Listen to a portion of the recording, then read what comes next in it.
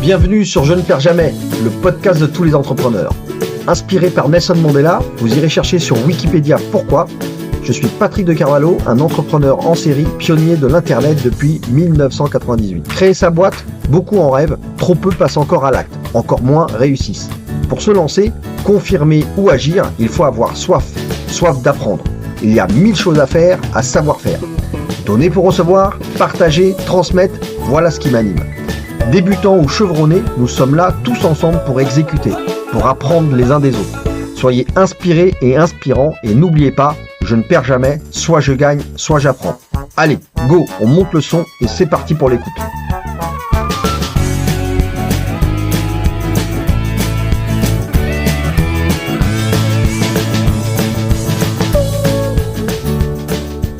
À toi Martin. Comme tous les autres entrepreneurs hommes-femmes qui passent ici, tu as un parcours qui est pour moi assez dantesque, extrêmement intéressant et attractif. Tu as un parcours académique ô combien académique, puisque on est sur des grandes écoles, du circuit grande école. Je vais rapidement parler de ça, mais tu as fait le STP. Le STP, pour ceux qui connaissent pas, c'est l'école spéciale des travaux publics.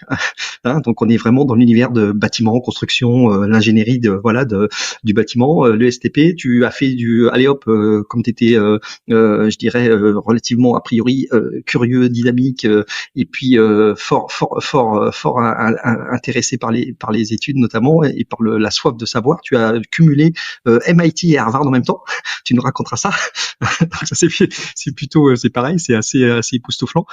Tu as fait un cycle SCP entrepreneuriat, j'imagine, c'est la dernière année, et puis tu as derrière tout de suite, toi, au niveau de ton parcours professionnel, quelques stages évidemment, a priori, au cours de ces études-là, mais tu as monté tout de suite ta propre boîte qui s'appelle Bivouac.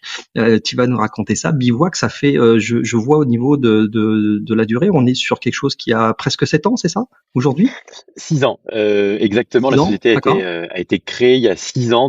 Écoute, demain, on enregistre le 27 juin aujourd'hui, mais demain, on sera le 28 juin Eh 2023 ben et voilà. on fêtera notre 6e anniversaire officiellement. Et Waouh, effectivement, avant la création de la boîte, j'avais commencé il y a travaillé quelques mois. Donc, d'accord. la société a 6 ans, mais oui, ça fait presque 7 ans que je travaille dessus.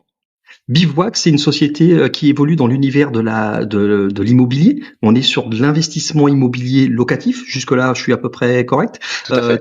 Tu considères que c'est évidemment une solution de service et à la fois positionnée sur de la technologie, donc c'est une start-up? On est Oui, d'accord? C'est une start-up? exactement. Ok.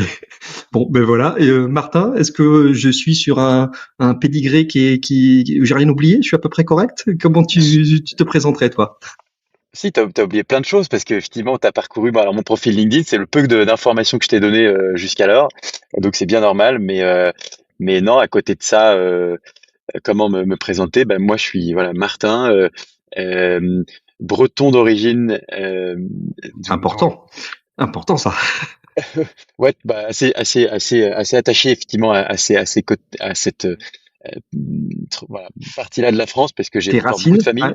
des Ouais, racines c'est là-bas? mes Ouais. racines. J'ai aussi une moitié de ma famille qui est Normandie, donc tu vois, j'ai passé pas mal de temps Mhm. dans l'Ouest, même si j'ai grandi à Lyon, et ça va m'emmener directement voilà une de mes premières passions et comment je me décrirais. Aujourd'hui, je suis avant tout passionné de montagne. Tu vois, j'ai un rêve, c'est d'aller skier toutes les neiges du monde. D'accord. Je fais pas Wow. mal aussi d'alpinisme et de sorties en montagne. Et finalement, c'est aussi pour cette raison-là que j'ai nommé mon entreprise avec mon associé Pierre-Antoine. On a choisi le nom Bivouac parce qu'on est tous Bivouac. les deux Tout à fait. passionnés de montagne avant d'être passionnés d'immobilier et que finalement le bivouac, c'est la première forme de logement qu'on peut trouver en montagne. Donc la, le lien entre nos deux passions.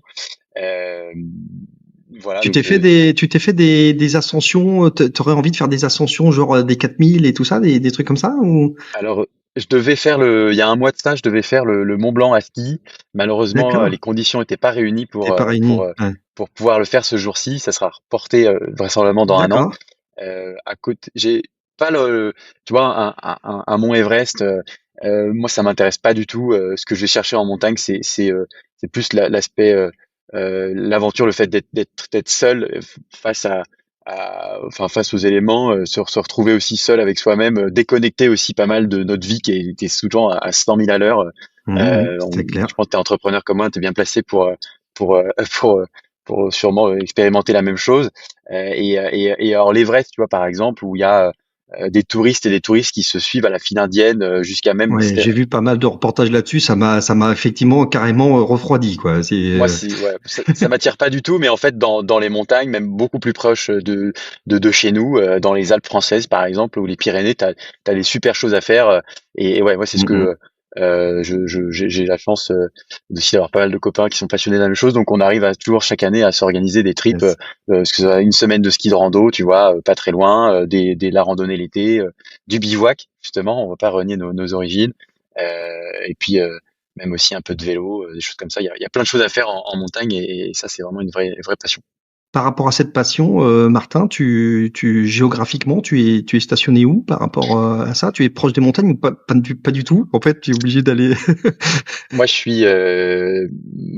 voilà, je partage ma vie entre Marseille et Paris D'accord. parce que la plus grosse de mes équipes sont basées à Paris. Ils sont comme Bivouac, ça sur la société, sur deux sites géographiques, Marseille-Paris. exactement. Et D'accord. puis, donc, je passe aussi une bonne partie de ma vie. J'ai une autre passion, c'est le TGV. Ouais, bah oui, c'est ça. Je, Marseille, c'est la mer. Il y a les montagnes, pas trop loin, mais quand même. ouais, c'est la mer et puis il y a surtout un super environnement pour faire voilà plein de sports, que ce soit du kite, Hum, hum, hum. du vélo de route dans la RPI, effectivement, Yes. aller crapahuter dans les calanques, ça c'est chouette. Et puis la montagne, bon c'est sûr que c'est un peu plus loin que quand j'ai grandi à Lyon, on était à 2 heures des Alpes du Nord notamment. Là à Marseille, on arrive quand même à s'en sortir. Et puis vu que C'est bah, tu l'as compris, intéressant je passe ça. pas mal de Tu vas nous temps parler. en TGV, j'arrive à toujours à me déplacer. Tu vas avoir beaucoup de choses à nous raconter sur justement les équipes à distance, en remote, la visioconférence, c'est bien, c'est pas bien, le Covid, tout ça. J'imagine que vous avez été voilà impacté et que au niveau de Bien sûr. l'entreprise, eh bien vous avez dû voilà vous adapter, mettre des choses en place. Pour donner un peu de perspective à ce que tu vas nous raconter, parce que on va plonger dans ton histoire et dans ton parcours. Est-ce que tu veux nous dire des choses côté un peu plus perso? Quel âge tu as? Tu as femme, enfant, compagnon, voilà. Est-ce que tu es comment par rapport à ça? Volontiers, ouais. Bah, moi, j'ai 30 ans, 30 ans, je suis et jeune entrepreneur, yes. encore jeune, j'espère, ouais, tout à fait. Même si les années passent toujours de plus en plus vite, Toujours trop vite. euh, Je toujours peux te trop le vite, confirmer. Je exactement. peux te le confirmer. Voilà, bah, ça, ça fait bizarre d'ailleurs tu m'as rappelé qu'on avait, voilà, bientôt Et 6 ans et oui, même 7 ans qu'on s'est lancé dans cette aventure bivouac. ça passe très vite en Ça général. paraît, Ouais, ouais, ouais, ouais. voilà, c'était comme hier, comme si c'était hier, pardon.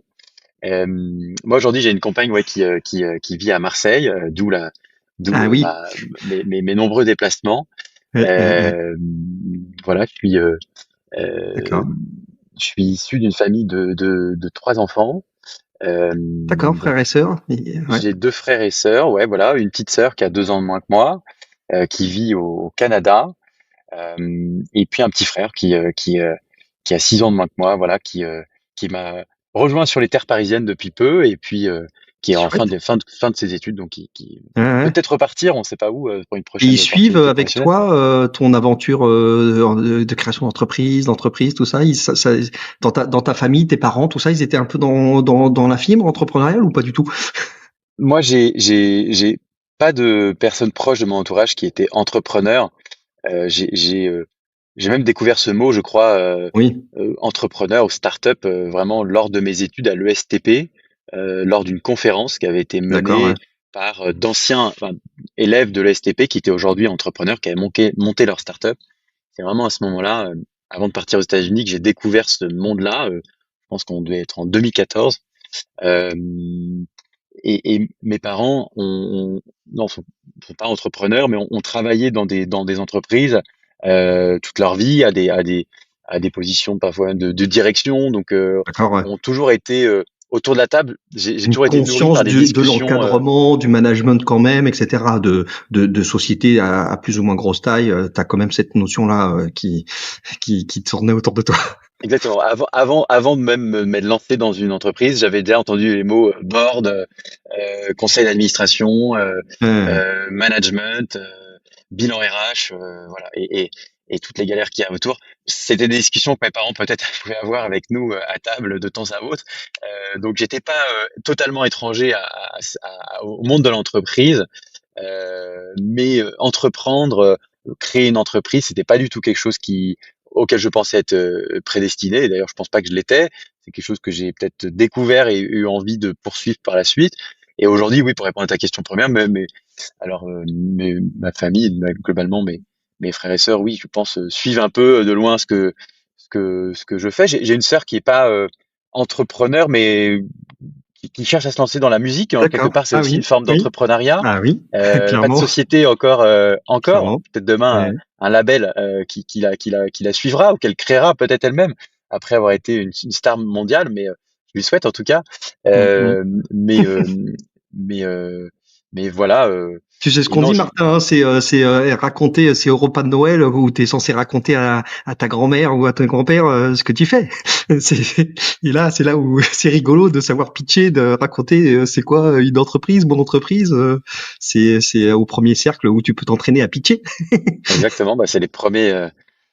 Effectivement ce premier cercle qui est ta première audience, à Hmm. qui tu dois tenter d'expliquer ce que tu veux faire au démarrage quand tout n'est peut-être pas encore hyper clair. Et c'est en parlant au maximum de de tes idées, de ce que ta vision, de ce qui t'anime, que justement aussi ça permet de faire grandir cette idée, la faire mûrir et de la concrétiser. Petit clin d'œil que je fais, Martin, rigolo quand même, parce que mine de rien, entrepreneur, la version originelle, on va dire ça comme ça, du mot entrepreneur, c'est quand même les gens du monde du bâtiment, de la construction, où tu es un entrepreneur de la construction. Après, C'est vrai. ça a été adopté par les startups, voilà, la hype, etc. Mais au départ, un entrepreneur, c'est celui qui crée et qui construit, qui fabrique des maisons. Hein. Donc, toi, tu as fait le STP.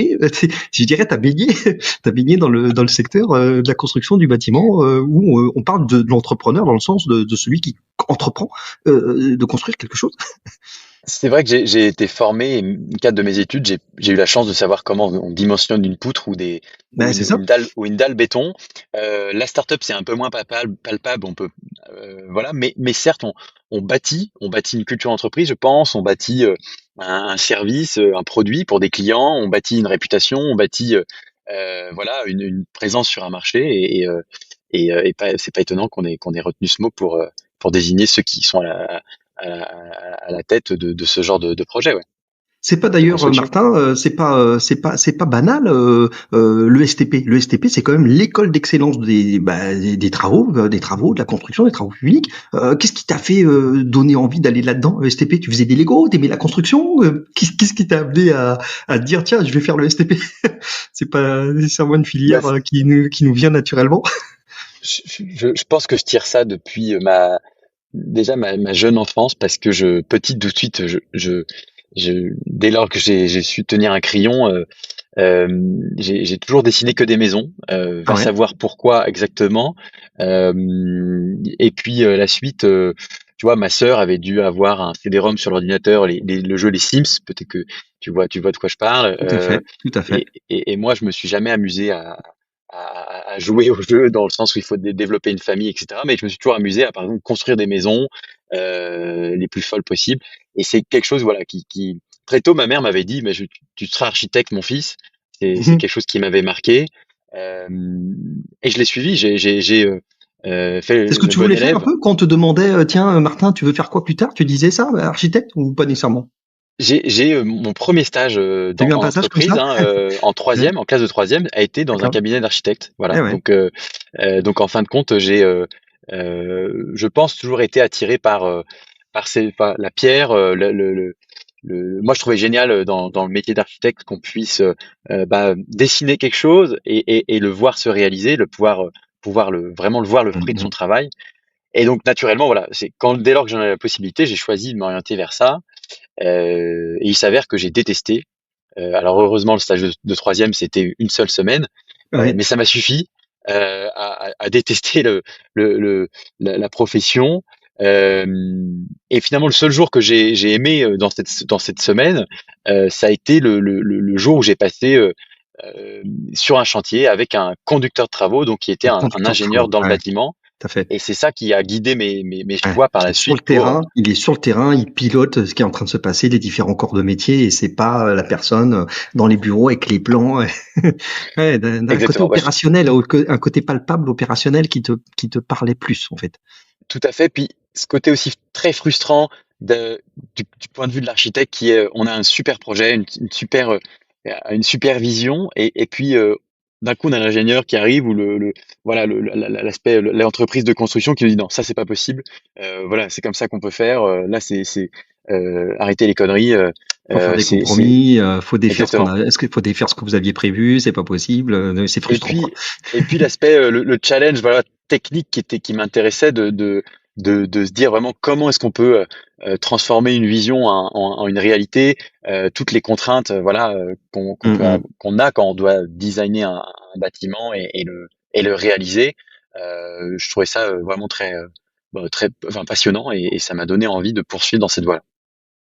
Martin, il y a un truc qui me titille et qui me donne vraiment envie de t'interroger, c'est qu'on a vu dans ton parcours scolaire, académique, que tu as fait beaucoup de choses aux États-Unis, MIT, Harvard, etc.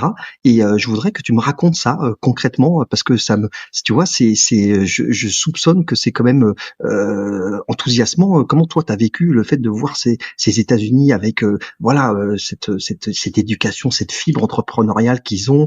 J'aimerais bien que tu nous racontes ça un petit peu ton point de vue, ton regard sur ces passages aux États-Unis. Ça se passait comment c'était une année? T'as passé une année que tu faisais là-bas? Voilà, au lieu de faire ma dernière année de master en France à l'ESTP, j'ai postulé et j'ai eu la chance d'être sélectionné pour la faire en double diplôme au MIT. Et D'accord. c'est une fois arrivé MIT, là-bas, pour ceux qui connaissent pas, c'est Massachusetts Institute of Technology. Hein, on est d'accord, c'est celui-là. exactement, voilà, Ok. exactement, à Boston. À Boston. Euh, et une fois arrivé là, Illustre établissement dans la tech, l'innovation. Enfin, ils ont des formations incroyables sur tous les registres de la tech, entre autres. Hein, donc, ouais, c'est vrai qu'on peut parler d'institution ouais, et j'ai au-delà du nom et de toute la renommée, moi j'en retiens vraiment une expérience transformante pour moi. Euh, pour te refaire la genèse, bah, je suis voilà, étudiant en école d'ingénieur à l'ESTP. Je me plais vraiment dans dans ce que je vois, dans ce que je fais, mhm, mais je mhm. pressens que j'ai envie aussi d'ouvrir. Finalement, le chantier, c'est intéressant, mais j'ai aussi envie de peut-être prendre part à des projets de plus grande ampleur ou à que mon métier demain soit pas uniquement orienté vers la technique du Mhm. bâtiment, qui est passionnante, mais qui moi peut-être me comblerait qu'à moitié, et donc aussi d'ouvrir voilà mes compétences, d'aller rechercher d'autres domaines d'études. Et c'est en bon, moi euh, j'ai eu la chance aussi, étant donné notamment que mes parents se soient rencontrés au Canada, qu'ils aient toujours des amis qui Des vivent en Amérique du accointances Nord. là-bas. Ouais, ouais. Voilà. On a eu la chance petit de voyager un petit peu aussi outre-Atlantique. Je connaissais les États-Unis pour y avoir passé des vacances, pour y avoir passé aussi des summer camps, y avoir réalisé Yes. aussi des stages d'entreprise, mais qui n'avais jamais vécu. Et l'idée d'y vivre me séduisait vraiment. Et pour être vraiment franc avec toi, je suis parti à l'époque, en 2014, avec vraiment cet American Dream, quoi, Ouais. de vouloir Ouais, c'est aller vivre. 2014-2015, c'est ça. Ça va être ce moment-là. Voilà, j'ai fait mon année de scolarité 2015-2016 aux États-Unis. Donc, Et quand euh, c'est comme ça, Martin, le STP t'aide? Elles ont un plan, un programme avec le MIT où tu dois te débrouiller tout seul? Comment ça se passe entre guillemets? Tu postules avec un dossier? Comment on fait pour aller au MIT comme ça? alors, c'est un sujet.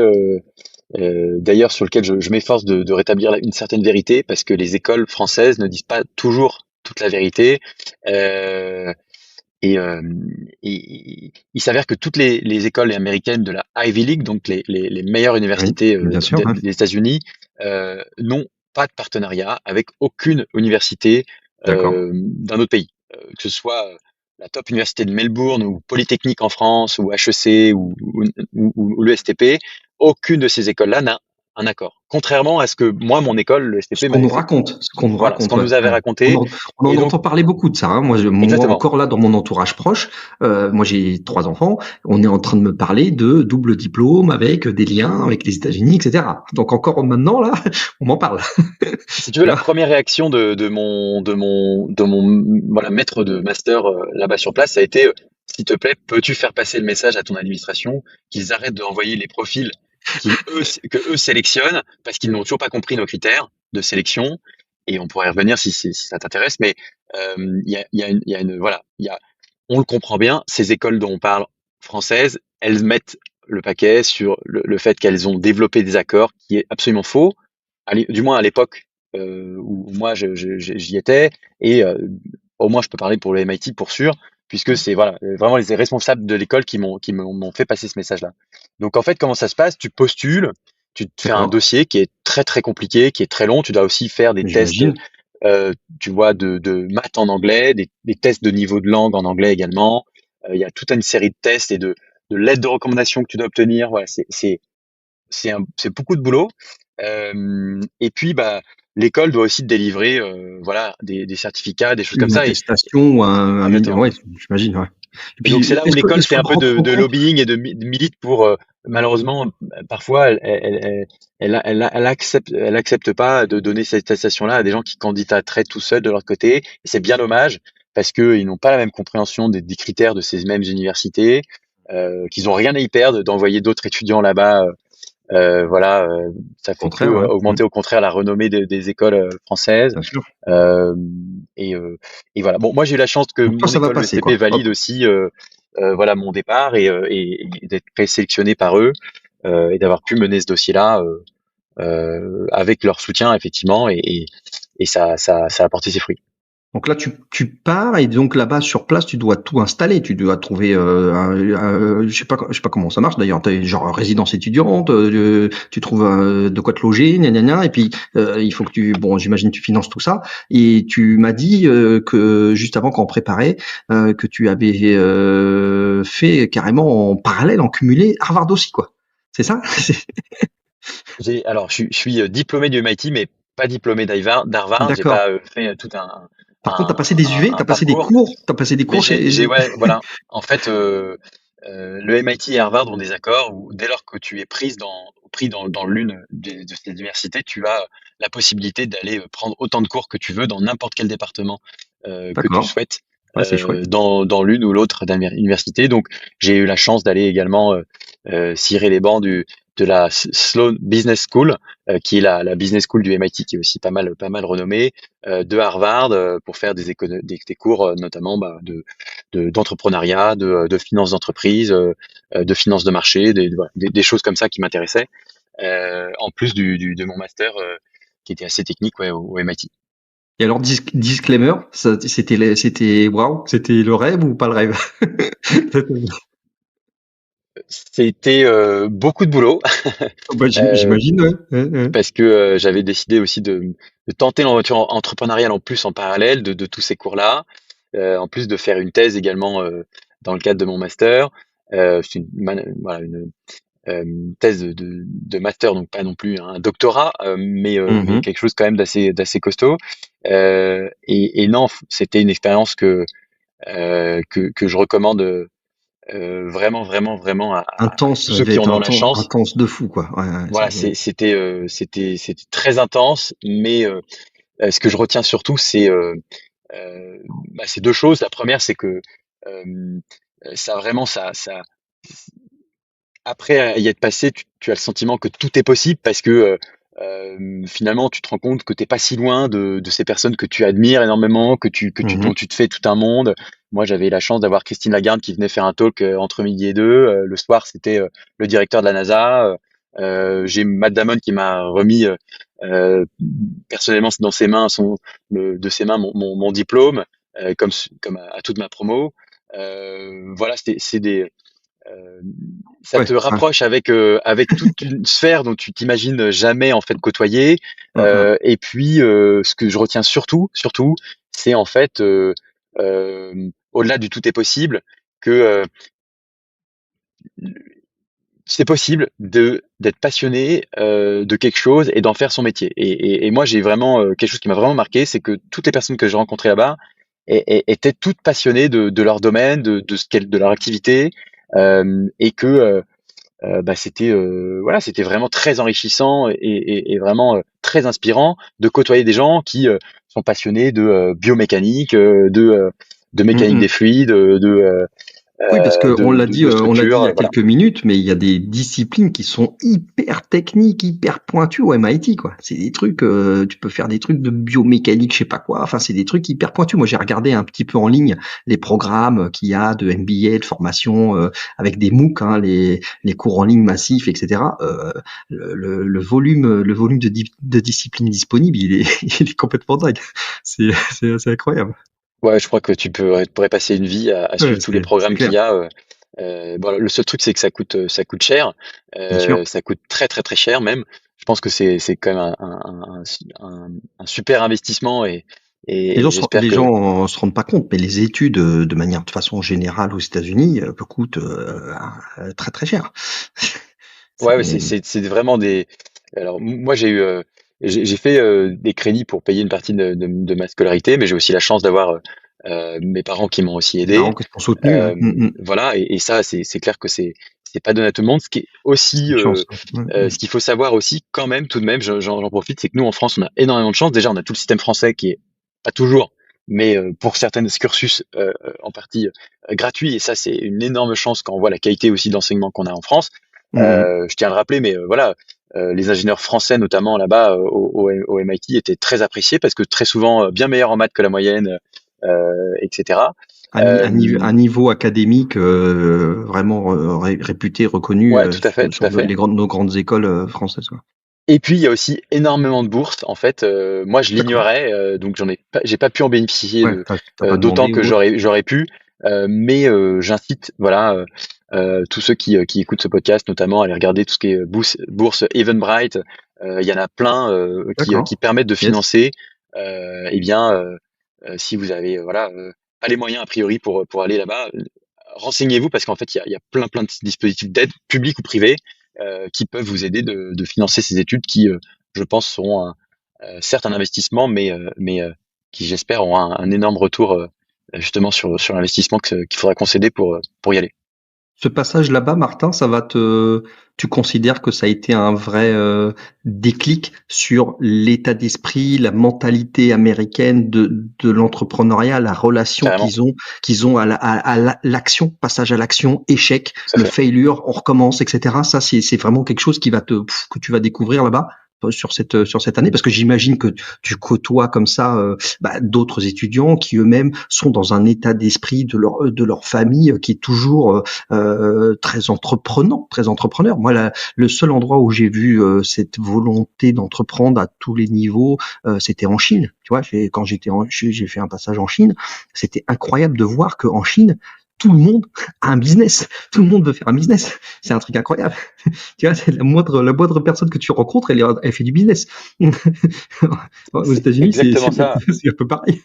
Ça m'a frappé également, tu vois, de dire que c'est bien toutes ces évolutions technologiques, mais la vraie vision là-bas, le, enfin, la mission du MIT, c'est vraiment de rendre le monde meilleur et son postulat, c'est de penser que par la science, par la technologie, On peut. on va résoudre de nombreux problèmes de l'humanité qui nous font face et que ce qui est très très fort là-bas, c'est à la fin de chaque cours, limite le professeur va te dire mais attends mais ça là pourquoi est-ce que t'en fais pas une boîte quoi? Est-ce que tu fais pas Vas-y, tu déposes un brevet et lance un truc. on lance le produit et tu vas voir telle personne, tu vas voir tel mentor qu'on te donne d'office, si tu coches telle case, tu fais telle présentation, t'es accepté, t'as 300 000 $ qui tombent sur ton compte et c'est parti. Et c'était vraiment ça. Alors oui, c'est avec des moyens en plus qui sont complètement, enfin voilà, t'es à 3 poignées de main de Christine Lagarde, donc ça va aussi beaucoup Ça. Tu très l'as vite. Et vu puis il y ça, a, Martin? Tu l'as vu le ruissellement entre guillemets, le ruissellement de l'argent, du financement. Tu l'as vraiment approché, vu de tes yeux, j'ai parce que candidaté à un programme l'écosystème est très d'incubation différent. Ouais. où on pouvait gagner, voilà, en faisant un simple pitch, 90 000 $. J'ai pas été pris, donc je l'ai vu, mais j'ai pas pu le voir, le constater vraiment sur le jusqu'au bout, malheureusement. Mhm. Mais mais oui, oui, c'est une réalité. Et ce qui est encore, enfin, vraiment encore plus vrai et plus marquant, c'est vraiment cet engouement et cet élan de se dire, bah voilà, on a une innovation technologique, c'est bien, mais si ça reste dans des manuels de thèse qui font 150 pages, c'est dommage. Autant bah, la développer, le rendre accessible, voilà, au marché, finalement à, à la population, et donc, donc de lancer un business pour Mhm. pouvoir le Mhm. développer et la déployer à l'échelle des États-Unis, ou voire même mondiale, quoi. Et ça nous arrivait de faire des soirées étudiantes où tu en avais un qui montait sa boîte euh, de, de, de bras articulés pour personnes handicapées, un autre qui avait une nouvelle technologie très très faible consommation énergétique pour creuser des puits. Low-tech, de la C'était low-tech, c'était peu importe, quoi. Ouais, ouais. voilà, c'était absolument impressionnant de voir qu'on peut créer un vrai élan, euh, et euh, et qu'il y avait effectivement vraisemblablement quelque chose qui se passait dans ces lieux-là, parce que bon nombre de personnes se lançaient aussi dans les projets entrepreneuriaux. Euh, je, je, je crois que les entreprises issues d'anciens élèves du MIT emploient presque autant de personnes que Ouais, l'Italie, quoi. des dizaines des centaines de milliers de C'est personnes, ouais. Ouais. c'est une vraie culture entrepreneuriale qui, je pense, est très prégnante aux États-Unis, et encore plus dans ces universités-là. Je pense qu'on doit retrouver des choses assez similaires à Stanford ou à UCLA, Ah ouais, on j'en parle. passe, quoi. Voilà. J'ai parlé, tu sais, j'ai eu en interview Carlos Diaz qui est installé en Silicon Je vois bien. Ok. à SF et qui parlait du give back, tu sais, le fameux give back qui est très Mhm. prégnant là-bas aux États-Unis, quoi. Ouais, c'est C'est-à-dire que vrai. les mecs ils font les grandes écoles, etc. La Ivy League comme tu dis, sauf que tous ils sont tous investisseurs au board, ils reviennent à l'école, ils réinjectent des millions de dollars dans les écoles, etc. Donc il y a vraiment cette notion, euh, les gens deviennent entrepreneurs et je dirais, remettre dans le circuit financier pour des sommes astronomiques. Donc c'est vraiment un cycle qui est complètement vertueux Exactement. de Et soutien à là-dessus, l'entrepreneuriat. on a un train de retard en France, parce que, alors, moi, j'ai pas des millions de dollars à redonner, mais euh, à défaut même de l'argent, du temps, et je trouve que parfois, il y a peut-être pas assez de synergie qui se crée, je pense, avec les alumni. On est encore sur des systèmes. Peut-être que voilà, l'école française n'a pas réussi encore à fédérer peut-être autant. C'est pas vrai partout, hein. Il y a des réseaux, des écoles qui sont très très fortes là-dessus. Moi, je parle pour les écoles que je connais, que j'ai côtoyées, où je suis allé. Il y a déjà des choses qui sont faites, mais c'est clair, pas à l'échelle de ce que j'ai pu voir aux États-Unis, parce que effectivement, moi, par exemple, qui avait lancé un projet d'entreprise là-bas, immédiatement, j'étais allé taper à un bureau. On m'avait dit, voilà, on vous met trois personnes et vous allez constituer un mini board la semaine prochaine. C'était trois entrepreneurs qui avaient effectivement des très belles réussites aux États-Unis, qui étaient anciens du MIT, et que ça peut aller très très vite. Et c'est vrai, t'as raison, une vraie culture du give back. Je pense à une transmission, pas uniquement d'argent, de savoir, de mise en relation, de choses qui sont présentes en France. Peut-être qu'on a moyen de faire, d'aller encore un peu plus loin en s'inspirant justement, bah, de ce qui peut se faire outre-Atlantique, par exemple. Est-ce que ouais, non mais ça il y a beaucoup de choses à faire là-dessus, hein. D'ailleurs, on va en parler parce que j'ai dans ta bio quand je t'ai présenté, j'ai oublié quand même de raconter un truc qui est très important, qui est le pourquoi on s'est rencontrés. C'est que tu fais partie du club Bootstrap. Ouais, tout à fait. Qui est quand même, hein, pour ceux qui connaissent pas, Bootstrap, c'est pas de levée de fonds, pas d'investisseurs, mais on est en autofinancement et on a une entreprise qu'on fait grandir et croître avec ses fonds propres. Euh, donc on va en parler juste après. Quand tu vas, est-ce que c'est à ce moment-là, quand tu es aux États-Unis, Martin, que va être consolidé ou germer dans ta tête le fait que finalement tu as envie de te lancer dans l'entrepreneuriat? Tu dis que tu montes un petit projet enfin un petit, je sais pas pourquoi je dis petit d'ailleurs, tu montes un projet sur place, tu vas rentrer en France, tu te dis, ok, je termine, j'imagine que je dois terminer tes études, etc. Et après, ça te donne tout de suite ou pas une idée de lancer à ton propre compte. Tu vas commencer à te dire, tiens, j'aimerais bien avoir une idée, monter un truc. Est-ce que ça va Je être crois là-bas que ça va se passer ou pas nécessairement? ouais, ouais, je crois que l'idée Ça va germer peut-être un commencé petit peu. à germer à l'ESTP déjà, quand je crois que j'en ai fait part tout à l'heure, que j'ai assisté à une conférence du soir avec 4 entrepreneurs anciens de l'école qui étaient venus présenter leur entreprise, etc. Raison supplémentaire pourquoi je pense que il faut inspirer au plus vite, C'est ça. peut-être même dès le lycée demain, parce que l'école, c'était finalement pour moi, c'était heureusement, j'ai rattrapé le dernier wagon. Non, il y a aussi des gens comme toi, par exemple, qui peuvent inspirer des gens qui à toute phase de la vie, d'ailleurs, parce qu'il n'y a pas d'âge pour entreprendre. On essaye, ouais. Mais mais je pense que voilà, c'est vraiment important cette notion de euh, d'inspiration, d'avoir des rôles modèles à suivre. Moi, on m'aurait pas présenté des gens que j'aurais pu voir en face de moi, avec qui j'aurais pu parler, qui m'avaient dit, bah oui, en fait, à moins de 30 ans, j'ai monté une entreprise. C'est possible. Voilà, c'est possible. On l'a fait comme ci, on l'a fait comme ça. J'aurais jamais eu l'idée, très honnêtement. Et donc, c'est la première fois que j'ai été confronté à ça, à l'univers des startups. Ça a été effectivement pendant mes études à l'ESTP. Et puis à la suite, quand je suis arrivé aux États-Unis, ce qui était marrant, c'est que euh, oui, j'ai dû, quand on parlait tout à l'heure, chercher une colocation étudiante. Il y a des résidences universitaires dans Mhm. lesquelles j'avais été prise. Et puis, en moment de m'installer, je découvre ma chambre et en fait, sous le lit, qui était voilà, vraiment collé au mur, je pense, ça, il avait dû tomber peut-être pendant le déménagement du précédent locataire ou je ne sais quoi, qui avait dû, voilà, visiblement qu'il l'avait oublié. Bah, j'ai trouvé un livre. J'ai trouvé en fait la biographie de Steve Jobs par je sais plus comment s'appelle Oui, je crois que je l'ai lu. Je crois que je l'ai cette lu ce livre. cette Il est en jaquette blanche. exactement. Je crois que voilà, c'est Walter Isaacson, voilà, Oui, c'est ça, qui c'est l'a ça. qui a C'est celui-là. qui a rédigé ce livre. Et, et je crois que c'est le premier livre que du coup j'ai lu en arrivant là-bas. Yes. Et j'ai été ouais, assez frappé par ce parcours que je connaissais pas, bien sûr, Ouais. au fait d'Apple et de son fondateur, mais j'ai pas du tout Avec connaissance de son. la fameuse distorsion de la réalité que tu, Exactement, que tu as pu découvrir à l'intérieur, avec le fait exactement. qu'il faisait des rendez-vous, il allait marcher. Hein, c'est allez hop, tu viens marcher avec moi et il fait des rendez-vous stratégiques totalement stratosphériques en marchant avec ses mentors et avec ses trucs. J'ai lu cette biographie qui est effectivement qui est chouette, qu'on aime ou qu'on n'aime pas le personnage. C'est quand même un sacré passage, sacré, Et sacré écoute, ça livre. m'arrive également, tu vois, de maintenant d'aller. Moi, je fais ça J'ai la aussi. Ouais. chance Ouais. d'avoir des bureaux à Paris, tu vois, en plein centre, dans le Paris premier, et J'ai on est adopté ça. tout près J'ai des. adopté Ouais, ça. Ouais. pareil.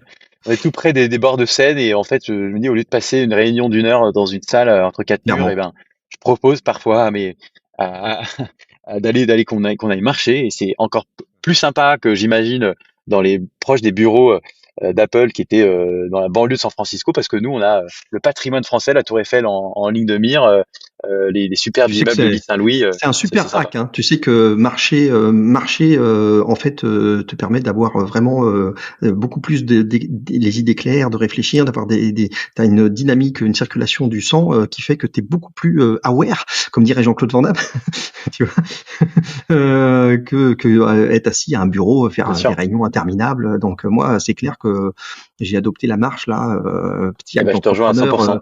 Je lis plus de livres, j'écoute les livres, j'écoute les podcasts, je marche et je me mets dans les oreilles des trucs et en fait j'apprends en marchant tout le temps. Donc je me nourris en permanence. C'est vraiment super Trop top. bien. Tu cumules les avantages de pratiquer quand même un minimum de voilà d'activité, L'activité. d'avoir Ouais. les idées claires. Et puis moi, tu vois, je m'arrête. En fait, truc basique.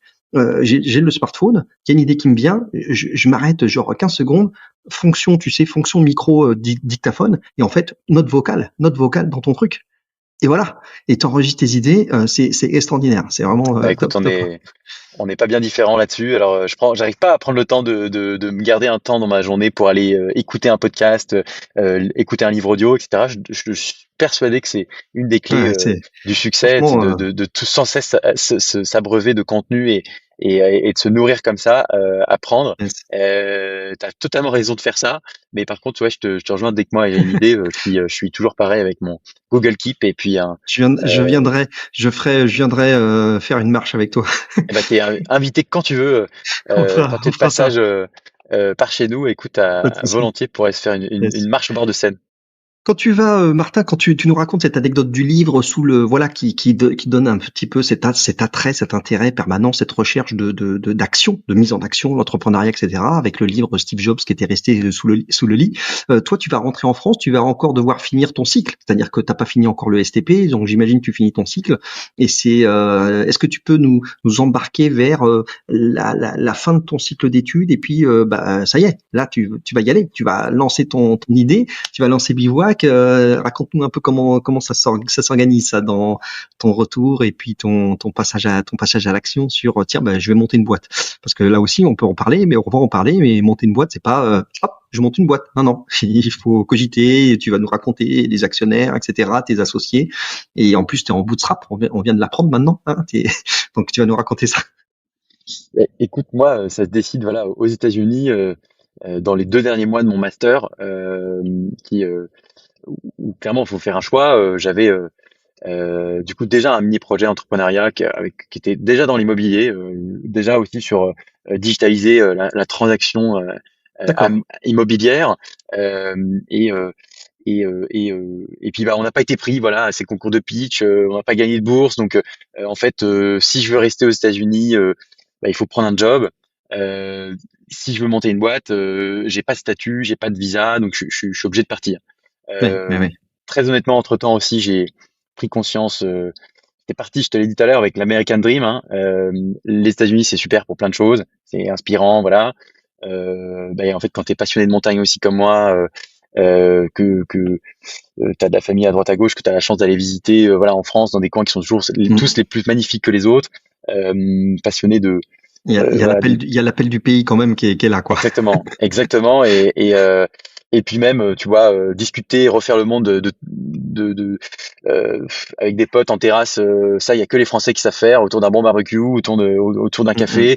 Les Américains, malheureusement, quand tu vas au bar, c'est la musique à fond, et on essaie de combler les blancs parce que tous n'ont pas le même niveau de conversation qu'on est capable d'avoir parfois en France, Ouais, et c'est bien là, dommage. t'as Moi, été ça m'a manqué. confronté à une culture de vie qui te faisait pas plus que ça rêver. Il y avait Ah le ouais, côté c'est entrepreneuriat, oui, super, les études, le potentiel possible, très important, mais sur le côté, voilà, plus les mœurs, la culture, etc. Là, t'étais un peu, t'étais un peu sur ta faim. J'aime trop le fromage et le saucisson pour pouvoir m'en priver. Bah, j'ai décidé de revenir en France, effectivement, et Il fallait que, 2 mois Martin, avant il mon... fallait obligatoirement que tu viennes closer ton diplôme en France, ou t'aurais pu rester là-bas, et Non, j'avais valider terminé mes ton. études, ouais. Ouais, d'accord. J'avais Donc, terminé mes études, t'avais je pas pouvais besoin de rester, rentrer absolument, voilà. d'accord. Mhm. Non, tout à fait. Donc, j'en profite du coup pour voilà, une fois que c'est acté que je voulais, c'était pas rester aux États-Unis, n'était pas finalement Ton mon choix critère à ce premier. moment-là, quoi. Ouais, Euh, ouais, ouais. C'était pas forcément, même si j'ai adoré cette expérience-là, j'étais très content de rentrer maintenant que j'avais visualisé toute la chance qu'on a d'être dans ce beau pays aussi qui est la France. Mhm. Mhm. Et puis, bah, du coup, retour à Paris, et j'en profite entre-temps pour faire un petit voyage en Amérique du Sud. Je pars comme ça en road trip pendant quelques mois, et je crois arriver en Colombie. J'ai ma mère qui devait être très certainement plus stressée que moi de l'avenir, de ma suite Les de ma parents, toujours. exactement. euh, Ouais. qui m'appelle un jour en me disant mais Martin, tu vas venir à Paris, tu connais personne qui a monté une entreprise, voilà, on est en 2016, hein, il y avait encore la start-up, c'était encore quelque chose qui voilà, qui naît, un terme qu'on ça et de plus en plus de monde commençait à comprendre, Ouais. mais encore peu de contenu sur l'entrepreneuriat, c'était encore beaucoup moins répandu. Je me rappelle à l'époque, à part The Family qui Oui, faisait un c'est peu de ça. bruit sur J'allais t'amener là-dessus. Voilà, la transmission du savoir ou de l'information autour des startups, c'est vraiment l'impulsion de The Family. Mais en à France, oui. l'époque, à part The Family, il n'y a pas grand-chose. Exactement. Bah, il y avait deux, trois coworking qui s'appelaient pas comme ça, mais qui te commençaient voilà, à voir le jour un peu à Paris. Et puis, voilà, c'est une fois arrivé à Bogota, en Colombie, que je reçois un appel de ma mère qui me dit, en fait, bah, j'ai trouvé un programme qui est un peu comme un incubateur. Mhm. C'est au sein d'une école de commerce. Alors, il s'avère que c'était l'ESCP. Le et SCP, un ouais. master voilà innover entreprendre où D'accord. en fait eh bien je savais pas encore mais voilà entreprendre ça s'apprend et il te Bah, proposait d'ailleurs, de t'aider à le hein, faire. tu le sais puisque la signature, c'est entreprendre, c'est apprendre, hein, la signature de ce podcast, hein. Eh ben, je te rejoins à 100%. Je pense que moi, j'étais, bah, même à titre personnel, je pense pas être prédestiné à être entrepreneur. J'avais jamais imaginé l'être d'ailleurs avant vraiment la fin, toute fin Mhm. de mes études. Et je suis persuadé que voilà, voilà, c'est avant tout une question d'envie. C'est pas une question d'être bien né ou d'avoir des gènes en soi. C'est un choix de vie et que ça peut s'apprendre et que même Steve Jobs, voilà, était pas né pour être entrepreneur. C'est quelque chose qu'il a appris à faire et je pense que c'est vrai avec absolument tous les individus sur cette terre. Donc voilà, moi je suis euh, bon, C'est fini intéressant mon ça, voyage en Amérique du Sud. ce Oui, cycle SCP là, c'est ça, hein, c'est quoi? C'est un cycle, c'est genre une année. C'est une année, tu rentres dans ce programme et tu as une sorte de, j'appelle ça une chaire, mais c'est ça, c'est une année de formation à l'entrepreneuriat. C'est un, exactement, bah, c'est une année à formation à l'entrepreneuriat, donc tu vois les bases de comment faire un business plan, comment d'accord. quelques bases marketing, quelques bases de compta, les bases de voilà comment aller itérer et tester ton produit, et puis surtout un état d'esprit. Si Mhm. Mhm. Du entreprendre réseau ça peut-être aussi, s'apprend, hein, tu vas nous en parler, mais le SCP, ouais bien mine de sûr, rien, on pourra dire ce qu'on veut, mais c'est une institution aussi de réseau, de networking. tout à fait, Donc voilà, l'entrepreneuriat, c'est aussi des rencontres, c'est aussi ça bien aussi, sûr. ça compte. Ouais ouais, et ça t'apporte tout ça en plus d'un énorme cadre où le concept, c'est quoi? Tu arrives avec une idée, c'est pas forcément l'idée d'ailleurs que tu vas développer pendant les alors ça dure, Mhm. un peu moins d'un an, c'est à vrai dire, c'est 6 mois, de très intense aussi de période d'incubation où tu vas travailler sur un projet et puis, à l'issue de ces 6 mois et bien, soit voilà, tu lancé, tu lances ton entreprise. Certains ne vont pas jusqu'à là, pour autant. Jusqu'au Certains bout, ouais. choisissent d'aller Mhm. rejoindre des startups pas mal, il y en a pas mal qui vont travailler dans cet Mhm. écosystème-là. Mais la majeure partie, ouais, voilà, lance un projet, et avec fort de 6 mois d'encadrement qui, heu, bah, te guide en fait à comment maturer ton idée, comment la concrétiser et passer vraiment à l'action. Moi, j'ai trouvé ça vraiment, vraiment très riche hem et un super accélérateur. Toi, Martin, ton background par rapport à ta formation, c'était, t'étais scientifique, t'es considéré comme une formation scientifique, ça va être intéressant de voir que tu nous racontes si actuellement tu as un rôle métier qui est plus quoi stratégique sur des métiers fonctionnels, et donc t'es pas nécessairement resté dans le côté scientifique de ta formation au niveau de ton rôle dans l'entreprise. D'ailleurs, tu es toi le associé CEO, tu es CEO de le président directeur général de la structure Bivouac, ouais. On est 2 associés, donc je me suis, associé avec Pierre-Antoine, mon meilleur ami, d'enfance. Enfin, on s'est connus quand D'accord. on était au scout, quand on avait 8 ans, tu vois? Ah ouais. Scout toujours. Donc ça fait, voilà exactement, scout un jour, scout toujours et puis, C'est ça. ça fait maintenant plus d'une vingtaine d'années qu'on se connaît. On est tous les 2 effectivement ingénieurs de formation. On n'a pas fait, exactement le même parcours, mais pas loin. Et puis, moi aujourd'hui, dans mes fonctions, c'est assez loin de mon domaine d'études puisque Ouais, c'est j'ai ça. Mmh. terminé ma formation par une thèse sur comment optimiser, tu vois, la forme d'une dalle en béton armé. Donc, on est Oui, très loin des c'est compétences qui me sont nécessaires aujourd'hui dans le cadre de très mes loin. fonctions. Ouais, tout à fait. Bien que au moins tu sais parler aux prestataires que tu aies peut-être fait intervenir quand il y a des choses à faire dans le cadre des services de bivouac pour des travaux éventuels pour les biens. Ouais, effectivement, bah, je travaille dans Bivouac, nous on propose des opportunités d'investissement dans l'immobilier locatif, voilà, clé en main. Donc, on achète des appartements, des immeubles qu'on rénove pour le compte de clients qui veulent C'est placer leur ça. argent dans l'immobilier. Client une grand quinzaine de public, villes en France.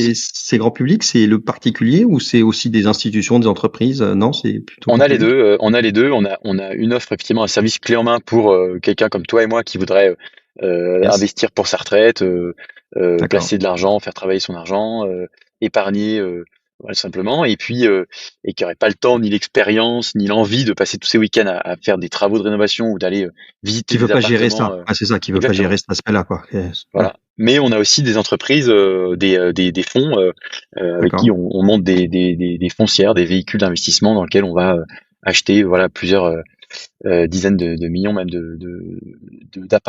enfin, d'immobilier voilà répartis un peu Mhm. partout en France.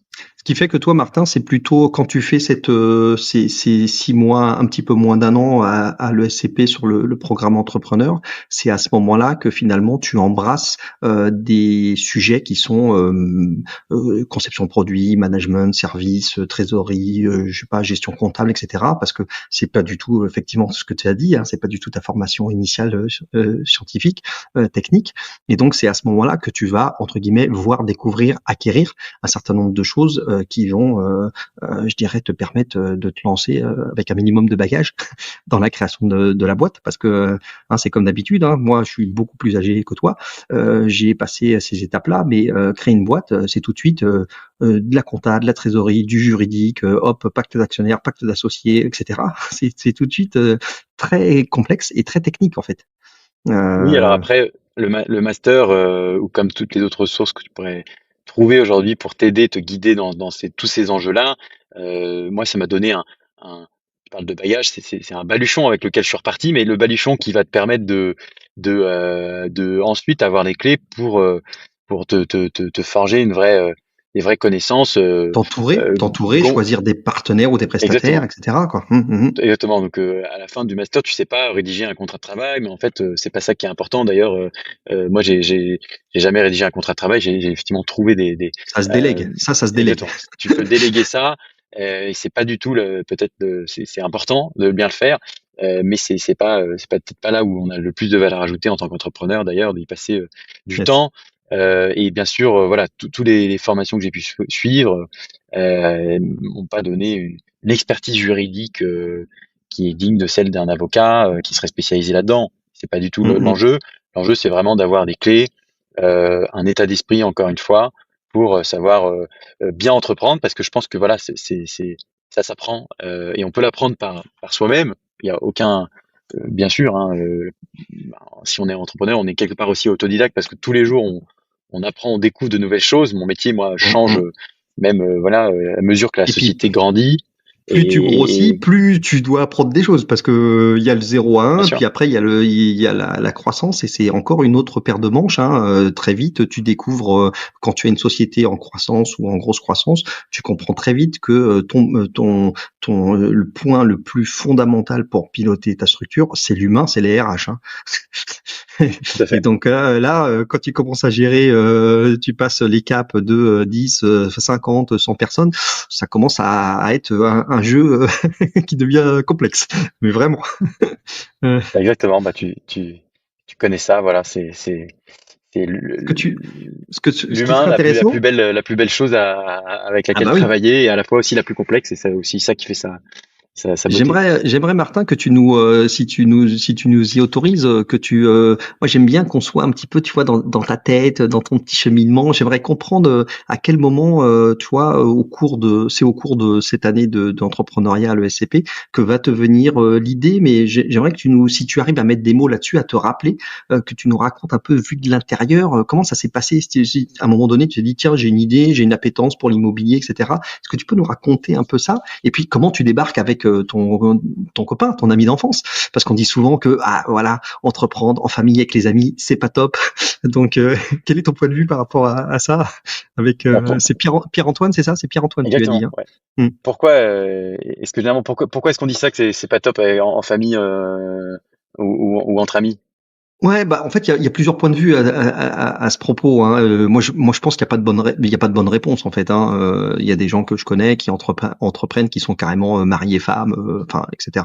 Il y a avec les amis, mais voilà, il y a les partisans de ceux qui te disent non, non, surtout pas de business en famille, pas de business entre amis. Tu vois ce que je veux dire? Parce que à un moment donné, il faut être froid, faut être décorrélé, faut pas mettre de l'affect dans une entreprise, et que quand tu es avec un ami d'enfance, etc. Bah de choses l'une, parfois les amitiés sont un peu sacrifiées sur voilà l'autel de bah, la croissance, l'idée. Moi souvent je dis quand plusieurs entrepreneurs cherchent à s'associer, je leur dis toujours ok, est-ce que vous avez fait harakiri, est-ce que vous avez pris les tripes, vous avez sorti sur la table et vous vous êtes posé la question de votre alignement, qu'est-ce que vous voulez faire et quels sont les objectifs de l'un et l'autre. Parce que tu peux t'associer pour des mauvaises raisons, et puis tu te rends compte que la finalité, à 5 ans ou 10 ans, eh ben ton associé, lui, ce qu'il veut, c'est s'acheter un Mac au Brésil et arrêter de travailler, quoi. Si toi, c'est pas ta conviction, ça risque de, à un moment donné, tu vois, ça risque de, voilà, Ouais, patiner un peu. t'as soulevé plein de Donc sujets c'est, et, voilà. euh, et Donc toi, tu effectivement, avais une appétence c'est, pour l'immobilier, parce que déjà aux États-Unis, tu nous dis que l'idée que tu avais eue, c'était déjà lié à cette partie immobilière un peu. ouais, alors, vu que j'aime toujours, on reviendra sur ce sujet d'association plus tard, mais effectivement, moi, vu que j'aime toujours, j'aime pas m'ennuyer, donc j'ai aussi pendant mes études de l'ESTP, j'avais pris contact avec un ancien justement de l'ESTP, pareil, qui travaillait dans une agence de consulting spécialisée dans l'innovation autour de D'accord. l'immobilier, parce que ça m'intéressait. J'avais créé un peu de contenu avec lui, fait un peu de veille stratégique, et puis je voyais tous ces nouveaux usages, pardon, qui venaient notamment des États-Unis, autour de la technologie qui fluidifie, simplifie, Mhm. professionnalise la transaction immobilière. J'avais notamment écrit un article à l'époque, en 2014, qui était comment ubériser la transaction immobilière. Et mon, mon, mon point de départ, c'était là, mon centre d'intérêt. En fait, je pense que ça venait bah, parce que l'immobilier, tu l'as compris, mon rapport à la pierre, à la construction, ça m'a toujours parlé, ça m'a toujours Bien sûr. intéressé. Euh, j'ai peut-être aussi grandi dans une famille où notamment mon père avait tendance à plutôt d'abord connaître les noms des agences immobilières ou le prix de l'immobilier dans la région dans laquelle on allait passer des vacances plutôt que de connaître des activités touristiques à y faire. Donc ça nous est même arrivé, tu vois, d'aller à 5 visiter une maison en Dordogne, un truc qu'on n'a jamais acheté, tu vois, mais Mhm. par le simple Juste kiff comme d'aller ça. visiter des trucs, Pour quoi. voir. Voilà. Je vois bien. Donc on était la verrue de l'agent immobilier, les pestiférés, parce que on n'a pas acheté la maison en Dordogne. Mais j'ai ce souvenir-là et donc assez vite de constater que la transaction immobilière ou l'agent immobilier, ça mettait tout le monde d'accord entre les amis de mes parents à table lors des dîners, parce que c'est, je crois, peut-être le deuxième métier le plus détesté de France après le banquier. Ça C'est tombe vrai. bien que quand tu achètes un immobilier, t'as un appart, t'as toujours affaire à ces deux-là, c'est dommage. Parce que voilà, on entend souvent l'agent immobilier, bah, il prend 10 000 € pour ouvrir une porte, voilà. Et donc je me suis dit, mais Et est-ce qu'il n'y a pas quelque chose à faire? ça cristallise comme ça un certain nombre de contre-vérités, si on peut dire, Exactement. de certaines légendes urbaines presque. C'est vrai. Non, mais enfin, c'est un métier qui est parfois, voilà, pas valorisé et peut-être pas valorisé à sa juste valeur. Je suis pas non plus là pour faire l'apologie du métier des agents commerciaux en immobilier. Il y a des choses qui sont voilà, des services aussi de piètre qualité et d'autres qui font très bien leur boulot.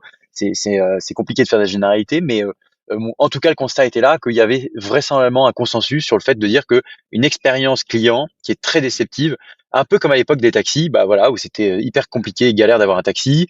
Le service n'était pas forcément là. Et À haut en fait, bah, je me niveau. suis dit, est-ce que la technologie peut, comme elle a révolutionné l'industrie du taxi, révolutionner celle de l'immobilier? Et donc, c'était vraiment ça le point de départ.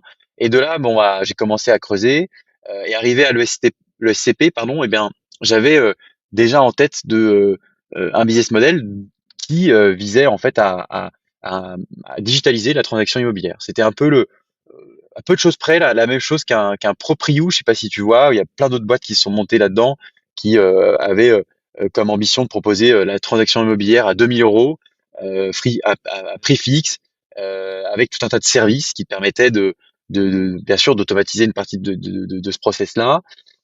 Et puis finalement, au cours de cette année, on a pas mal travaillé l'idée, on a rebondi et finalement on a aussi avec Pierre-Antoine, du coup mon ami d'enfance, qui en parallèle de lui de ses études avait investi dans l'immobilier locatif, dans des garages avec ses prêts D'accord. étudiants, avec simple prêt étudiant, voilà, avait acheté Ça, c'est intéressant deux déjà ou trois garages, comme voilà. tu vois, comme état d'esprit de se dire allez hop, je suis étudiant puis j'investis des trucs. Ouais, c'est chouette. Ah, il était parti à l'action très tôt et puis c'était effarant de voir autour de nous le nombre de personnes qui posaient des questions là-dessus. Mais comment t'as fait? Ça a l'air hyper compliqué. Ça me fait peur. Voilà, je sais pas Mm, faire. mm. Donc l'intérêt était vraiment là et c'est fort de ces deux constats, des discussions avec Pierre-Antoine, qu'on s'est dit mais en fait euh, bah il y a peut-être quelque chose à faire dans euh, pas digitaliser toute la transaction immobilière parce que acheter une résidence principale, par exemple, vraisemblablement, c'est quelque chose que tu as toujours besoin d'aller visiter toi-même parce Mm. que c'est ton futur cadre de vie et voilà. Mais l'investissement locatif, c'est différent. L'investissement locatif, Oui. Quand c'est un parc, là, tu es en train de réfléchir à investissement dans une sorte de parc immobilier. Tu achètes un studio, un appartement que tu veux mettre à louer. C'est une démarche d'investissement qui est différente de la résidence principale. ça doit toujours être un logement dans lequel on s'y sent bien parce que tu veux que ton locataire justement s'y sente bien pour qu'il ait envie d'y aller et bien sûr acheter en face d'une décharge publique c'est pas une bonne ou en bord de périph c'est pas une bonne idée Ou, ou à mais côté d'un cimetière. Mais ça peut être. voilà encore que peut-être tu bénéficies de prix qui sont moindres parce que je vois personne veut y Ouais, aller c'est ça. donc ça à réfléchir à méditer chacun a ses critères mais en tout cas voilà, la démarche d'investissement elle est pas la même et on s'est dit en fait bah non c'est ça qu'on va faire c'est on va bah, tout simplement f- créer une solution un service pour digitaliser non pas la transaction immobilière mais l'investissement locatif et aussi parce que bah, voilà Pierre-Antoine était déjà passé à l'action sur des garages et moi, bah, j'étais aussi très curieux et avec très envie de faire la même chose. Et on s'est rendu compte très tôt, en fait, que bah, bon nombre de nos proches étaient voilà, confrontés à la même problématique, ils n'avaient pas le temps, ni l'expérience nécessaire, ni l'envie de s'intéresser à la fiscalité, à savoir comment gérer des travaux, que regarder en des visites, etc., que ça prend énormément de temps aussi. Et du coup, on a voulu simplement créer le service que nous, on aurait aimé trouver à l'époque pour nous aider à investir dans l'immobilier locatif. Et c'est comme ça qu'est né Bivouac. Voilà. D'accord. Et ça va concrètement quand tu as cette genre d'idée d'innovation, de service sur ce secteur de la location immobilière, tu vois, est-ce que tu te mets autour d'une table, tu prends un crayon papier, une feuille, tu te commences à griffonner quelque chose, à imaginer un site web, une appli, comment ça se transforme dans votre tête, se dire ok, il y a une problématique qu'on est en train d'identifier, que ton associé a déjà vécu. Mais comment tu passes de ah ok on va en faire je sais pas un service, une idée, un site web, un truc. Comment tu fais ça? Bah, tu dis déjà que tu te lances, donc tu réfléchis à un business model, à un concept, voilà, et puis surtout T'en parles autour de tu toi, tu parles, commences voilà, à essayer d'aller voir des gens, des potentiels clients en disant tiens ok si on fournissait ça, est-ce que ça intéresserait? Oui, non? exactement, exactement, tu vois, notamment dans le cadre de l'ESCP où j'avais pu mener bah, des études, envoyer des formulaires C'est ça. à une grosse partie du campus qui était tous les MBA qui avaient un peu plus d'âge que nous et qui avaient déjà acheté, investi et qui avaient tout un retour d'expérience à donner. Donc euh, très fort de ça, on a voilà commencé à créer eh bien tout simplement un micro réseau de gens qui avaient de l'expérience là-dedans, qui avaient des problèmes aussi, qui souhaitaient investir et puis très tôt, on les a interrogés, on a essayé de comprendre leurs besoins, on n'y connaissait rien à la transaction immobilière, aux travaux, à la C'est gestion ça. locative, à la fiscalité. Donc on a tout appris. On a créé un site internet, D'accord. euh, clairement en disant qu'on l'avait fait, alors qu'on l'avait pas fait. Tu sais le Fake it fake it until you until you make it, make c'est ça? Voilà. exactement. Tu m'ôtes les mots de la bouche. Donc voilà et puis on a je crois qu'à l'époque, c'était un peu du LinkedIn, parler un peu vite Mhm. fait de ce qu'on faisait sur ce réseau-là. Et puis via deux, trois bouche à oreille, voilà, des premiers clients qui nous appellent. On se lance dans les visites, on va sur place, on fait tout nous-mêmes avant afin de bien comprendre comment est-ce que tout fonctionne, quels sont les différents enjeux à différentes étapes de ce processus qui est très long, très chronophage. Et puis c'est parti, un premier client. Je me rappelle, c'était en novembre 2017. On se dit bon bah ça fait 3 mois, 4 mois qu'on est à plein temps là sur ça. Si on n'arrive pas à Sur la lancer un premier prestation, ouais. deal, un Ouais. premier client, on arrête quoi. Tu l'as encadré, tu t'en rappelles, tu l'as encadré dans un tableau, le truc, en disant, ouais, premier client.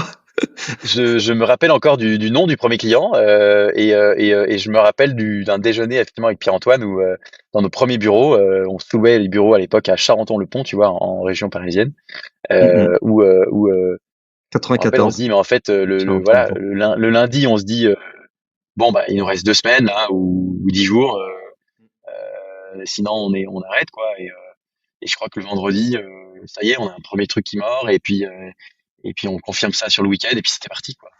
Alors tu peux peut-être en profiter d'ailleurs, Martin, pour nous pitcher Bivouac en fait. Quel est le service aujourd'hui que propose Bivouac et puis finalement le modèle économique. Ce que je comprends, c'est qu'il y a un phénomène d'intermédiation et tu prépares clé en main pour le compte de client la gestion, la location d'un bien immobilier. Mais il y a peut-être aussi l'achat, non? Tu vas nous raconter ça. Bivouac, Euh, nous, on propose voilà des investissements locatifs clés en main pour alors des investisseurs institutionnels, mais aussi des particuliers comme toi et moi. d'accord. Pourquoi est-ce qu'on existe? Bah, parce que premièrement, investir, c'est aujourd'hui, on est convaincu que c'est plus un luxe, c'est une nécessité en fait. C'est Mhm. encore dans l'air, hein. On parle de système de retraite qui bah, peut-être ne suffira pas pour nos vieux jours. Il y a aujourd'hui un contexte d'inflation. Si tu fais rien, en fait, ton argent sur ton compte courant, il te donne 6% de moins de pouvoir d'achat dans un an, donc c'est pas rien. On est Donc il y a d'accord. pas de choix. Il faut faire travailler son argent, il faut le placer, il faut l'investir. Et en fait, bah, le premier investissement préféré des Français, c'est l'immobilier, c'est la pierre. C'est la Mais il pierre. s'avère que voilà, acheter l'immobilier locatif, c'est hyper compliqué. C'est un peu un parcours du C'est combattant, non, Martin? J'ai l'impression, moi, j'avoue que je m'y suis jamais lancé parce que je me fais toute une montagne de, il faut identifier le bien, il faut, voilà, faire les visites, bon, après faire l'opération de crédit, d'emprunt, etc. Derrière, t'es propriétaire, faut trouver des locataires.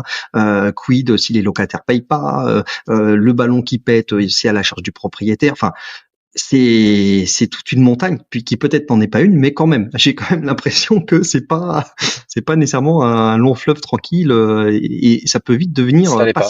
pas si rentable que ça, quoi. Tu vois, parce Ça que l'est moi pas, ça j'ai l'est pas, et pourtant ça peut être rentable, ça peut si tu investis bien, et c'est notamment très rentable parce que l'investissement immobilier est le seul placement où on t'autorise à aller prendre de l'argent à une banque, à faire un crédit, donc faire un effet de levier, où en fait tu vas, toi tu as 10 000 euros, tu vas emprunter 90 000 euros, tu vas pouvoir lancer un projet du coup à 100 000 euros qui va te nécessiter voilà une certaine mensualité d'emprunt chaque mois, hein, tu vas rembourser, mais en fait c'est pas toi qui va payer cet emprunt, oui, c'est ton c'est le locataire locataire finalement. qui va Ouais. payer voilà tout ou partie de cette mensualité d'emprunt et également des charges qui sont liées à ton investissement que tu vas devoir rembourser, hein, les frais de Hum. copro, voilà, les deux trois impôts, etc. qu'il peut y avoir. Et en fait, bah effectivement, pour en arriver là, c'est un parcours du combattant. Il faut passer par toutes ces étapes que tu as citées. Et nous, Bivouac, on se propose de faire tout ça pour toi. Donc, on va t'aider en amont déjà à définir tes critères d'investissement. Identifier des biens aussi. On a des chasseurs en CDI voilà, chez nous qui sont dans l'ensemble des villes qu'on a sélectionnées, qui sont D'accord, selon nous et les modèles algorithmiques qu'on développe voilà, en interne chez Bivouac, intéressantes et porteuses pour l'investissement locatif d'accord, aujourd'hui, à l'instant où on se parle. Et donc ensuite, on a des chasseurs qui vont aller de 8 heures du matin à 20 heures le soir, prospecter via nos outils digitaux qu'on a développés, mais aussi via les réseaux d'apporteurs d'affaires qu'on maintient voilà, sur place, et ensuite qui nous permettent de te présenter des opportunités sur lesquelles, une fois que tu as fait ton choix, tu te positionnes, et nous, on t'accompagne dans toutes les démarches ensuite administratives, juridiques. On a tout un check-up, tu vois, de près de 150 d'accord. critères avant de Ok. valider une opération. On te trouve un financement, et ensuite, on a également une boîte, on a une entreprise de travaux. En fait, on réalise pour toi eh bien tout ce qui est aménagement intérieur, rénovation, même ameublement. On va jusqu'à mettre, tu vois, la petite cuillère dans le tiroir Ah, pour c'est qu'il clé n'y en ait main, plus quoi. qu'à C'est vraiment tout clé installer en le main. locataire. Voilà, c'est ça. Donc D'accord. on a en fait euh, voilà, même pris en charge jusqu'à la gestion de la fiscalité, la gestion de la location par la suite. C'est pas nous directement qui faisons ça. On a des prestataires qu'on sélectionne sur chacun des Mhm. marchés dans lequel on est présent, qu'on coordonne pour te livrer une prestation vraiment clé en main où toi tu restes assis confortablement dans ton canapé et tu investis avec nous à distance. Donc tu vois, si bien qu'aujourd'hui, on a près de 83% des clients qui ont fait appel à notre service, qui nous ont jamais rencontrés, qui n'ont jamais D'accord. également visité l'appartement, la maison ou l'immeuble qu'ils ont acheté avec nous dans une des 15 villes dans lesquelles on a investi. D'accord. C'est une sorte un peu de mandat qu'on donne. C'est-à-dire que moi, par Tout à exemple, fait. Martin, je peux dire, OK, bonjour Bivouac, je cherche à investir. Et en gros, je vous confie la mission de me proposer un bien et puis de gérer toute la chaîne là qu'on vient d'évoquer, de A à Z, jusqu'à effectivement mettre le bien en location, trouver le locataire Exactement. et puis commencer à générer les fameux revenus. Et vous, le principe, c'est que vous payez à chaque étape, un pourcentage du total? C'est quoi le modèle économique de fonctionnement de Bivouac?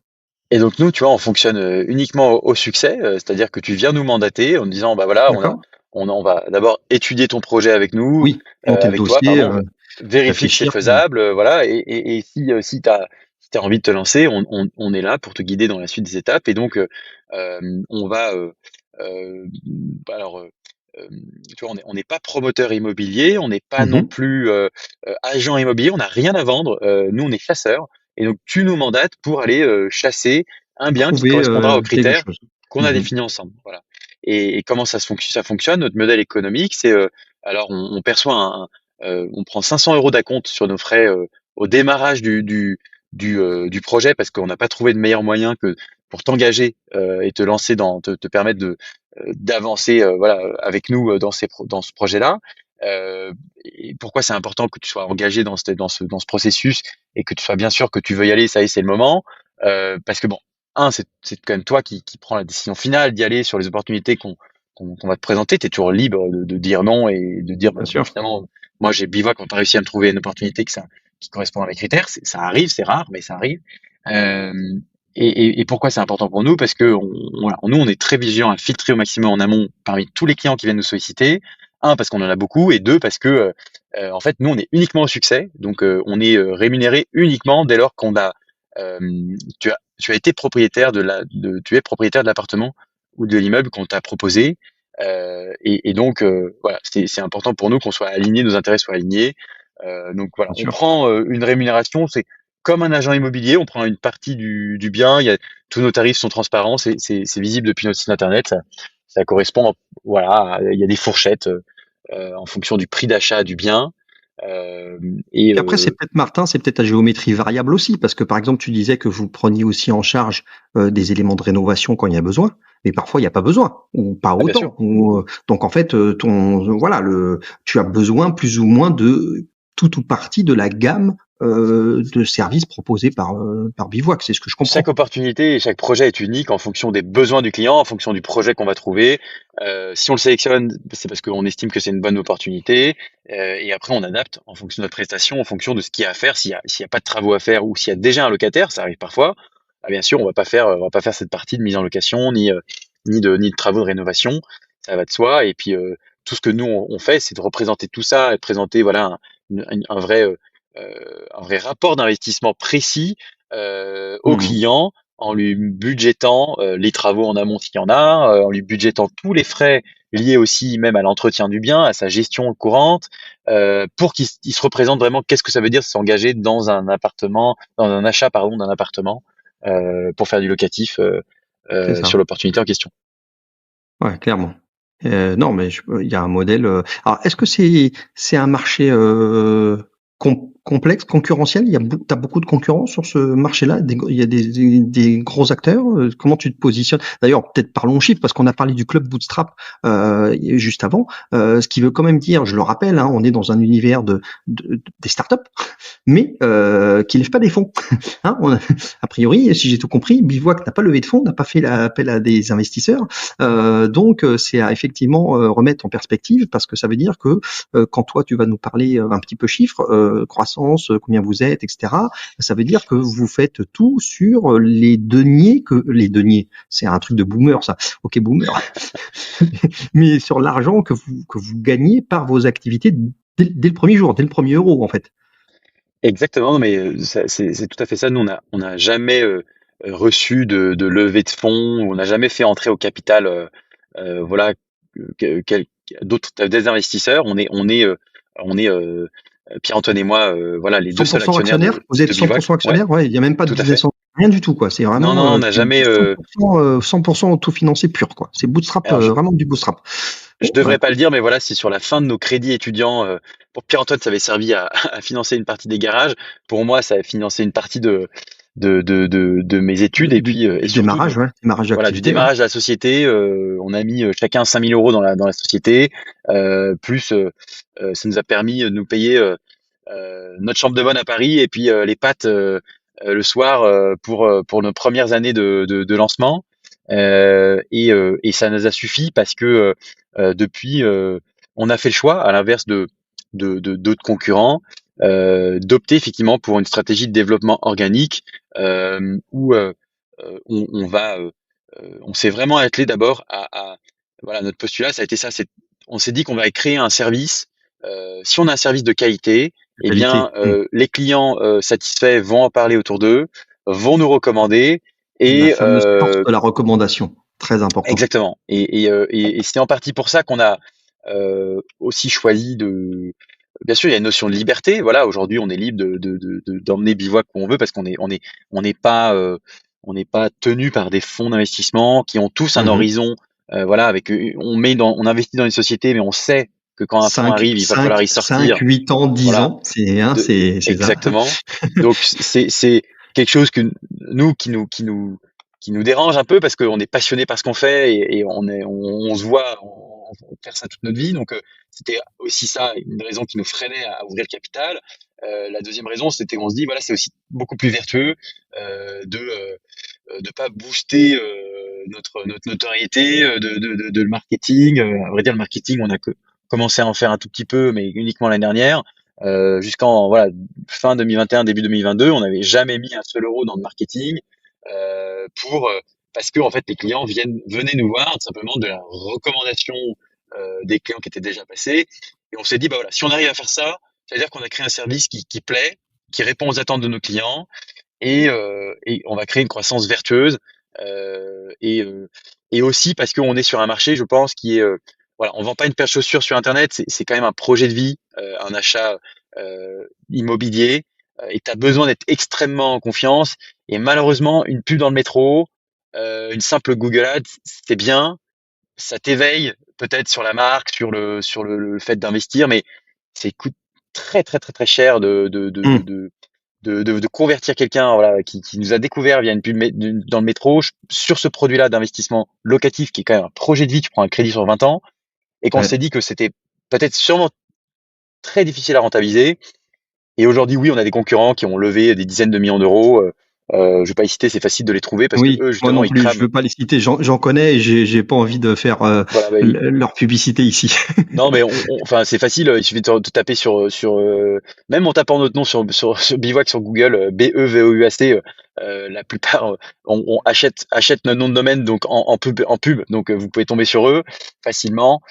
C'est une autre vision d'entrepreneuriat, c'est d'autres façons de faire. Mhm. Ça a des avantages, des inconvénients, mais moi je reste persuadé que sur ce produit-là d'investissement qu'on a, en fait, le service qu'on vend, voilà, il demande que notre client ait une confiance vraiment énorme, et donc on préfère développer avant tout notre expertise. Voilà, le marketing qu'on fait aujourd'hui, c'est avant tout la mise en avant de contenu qu'on a développé en interne, de toute la connaissance qu'on a, et ce qui fait que les gens ont confiance et prennent conscience aussi de la valeur ajoutée qu'on peut leur apporter, et on trouve ça beaucoup plus vertueux qu'aller de faire de la publicité à outrance. Parce qu'on sait aussi que c'est des prospects demain qui vont être plus durs à convertir. Pour être très franc aujourd'hui avec toi, moi, demain, ma vision, c'est même de fermer le service Bivouac, de le laisser restreint uniquement à que des gens qui viendraient par recommandation, parce qu'on a déjà pas mal de gens qui font comme ça, Mhm. et puis que je pense que Et ça pourrait être finalement, de pas très avoir, efficace. Martin, pas avoir de plateforme en ligne où tu te retrouves avec des sollicitations qui viennent à vous directement par le en ligne, quoi. Tout à fait. Aujourd'hui, on a fait le choix aussi de développer une offre vraiment clé en main. Que on est vraiment aux côtés de notre investisseur dans toutes ces étapes de notre investissement. C'est pas un robot qui te parle et qui t'apporte des réponses. C'est vraiment un conseiller, voilà, dédié à chaque étape.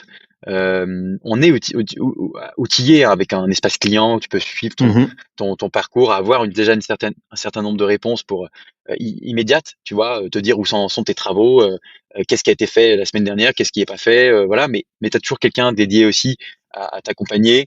Et puis, ouais, c'est une expérience, voilà, pour que ce soit au minimum stressant et au minimum, voilà, c'est quand même beaucoup de charge mentale d'investir autant d'argent.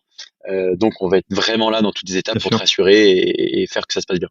Aujourd'hui, 6 ans plus tard, Bivouac, c'est combien de collaborateurs? Est-ce que tu communiques sur ton CA ou pas? Enfin, t'es pas obligé, hein, mais Ouais, bah, nous, t'as grandi comment? On comprend que peut-être sur les 6 ans, il y a peut-être une, 2 années où qui ont été un peu rudes. Vous étiez peut-être deux ça, quelques-uns. ça a mis du temps, ouais, ça a mis du temps. Enfin, c'est, c'est, euh, ça a mis du temps surtout parce que nous, on est des cycles très longs en fait. C'est allé assez vite dès le départ. On a eu de la chance je pense, de proposer un service qui a trouvé tout de suite son marché. On était un des pionniers à voilà à vouloir eh bien créer ce service-là pour accompagner des particuliers dans leurs projets d'investissement locatif. Donc il y avait aussi peu de concurrence à l'époque. Aujourd'hui, je Hmm, dirais pas que la concurrence nous fait vraiment de l'ombre. Au contraire, elle évangélise et elle éduque un marché. À l'époque, on nous demandait tant mieux. Hmm. mais c'est quoi Bivouac? Qu'est-ce que vous faites? Quel est le service? Aujourd'hui, on demande en quoi on est différent. Et c'est tant mieux parce C'est que mieux. bon Ça, nombre, ouais, ça permet de laisser les dépenses marketing aux autres. exactement, exactement. Et donc aujourd'hui, le marché s'est élargi également. Nous, on reste quand même une goutte d'eau hein, sur les centaines de milliers même d'investissements locatifs qui sont réalisés dans la France entière. Hein. L'année dernière, en 2022, c'est plus de 300 000 investissements locatifs qui ont été réalisés en France. Ouais, C'est près d'une d'accord. transaction immobilière sur trois. Et nous, on va faire, tu vois, seulement, tu vois, 400 projets l'an passé. Donc c'est pas, Oui. c'est encore une Mais tu goutte d'eau. sais, Martin, dans mon esprit, il n'y a pas de petites entreprises ou petits entrepreneurs. Ça n'existe pas. Je dirais, quel que soit votre parcours, aujourd'hui, pour moi, il est tout à fait honorable et même plus qu'honorable, puisque en plus, moi, j'ai une forte appétence pour la voie que vous avez adoptée du bootstrap et de l'intelligence de développement, je dirais, pas éthique, c'est pas le mot, mais en tout cas mesuré. Et donc, pour moi, vous êtes aujourd'hui un exemple parfait d'une forme d'entrepreneuriat que je pousse et que j'aspire. Non, parce que par petit aussi, Rien il à dire faudrait, là-dessus, quoi. enfin, 400 sur 300 000 investissements réalisés en France entière l'an passé. Bien sûr qu'on comprend les investissements qui sont réalisés par les particuliers eux-mêmes. Voilà, c'est vraiment sur toutes les transactions immobilières qui se sont passées en France. On n'est pas présent partout en France non plus. On veut pas l'être non plus Oui, parce qu'il y a des zones dans c'est quoi? lesquelles Vous il choisissez faut les pas villes, non? Vous investir. choisissez les villes Voilà, sur lesquelles il y a des performances aussi qui sont bonnes, etc. Ça sert à rien d'aller exactement. Ouais, ça fait se partie de notre métier à positionner la base. Hein. n'importe où, quoi. Bah oui. Si demain vous venez nous voir en disant que je veux absolument investir à Perpignan, désolé, j'espère que Non, je sais pas de pas si t'es problème. de là-bas ou pas, mais même si t'étais de là-bas, je te le dirais quand même, c'est peut-être pas la meilleure ville où Oui, c'est ça. investir. Pour plein de raisons que je pourrais détailler, mais par exemple, il y a voilà 15% de la population qui vit en dessous du seuil de pauvreté, il y a des gros problèmes d'impayés, il y a un patrimoine qui décrépit parce qu'il y a pas d'investissement, ça rénove pas suffisamment, il y a Mhm. des problèmes d'insécurité qu'on n'a pas dans d'autres villes ailleurs où les C'est pas un performances bon sont bien terreau, meilleures. c'est pas un bon terreau pour Voilà, avoir une rentabilité et un investissement qui soit bon, une quoi. Mm. rentabilité, une perspective de prise de valeur, etc. Donc, oui, euh, C'est ça qu'on je vient sais plus. chercher chez vous aussi. C'est cette expertise-là qu'on vient chercher chez vous. Bien sûr, bien Et sûr, aujourd'hui, tu tout à disais, fait. vous êtes positionné Paris-Marseille.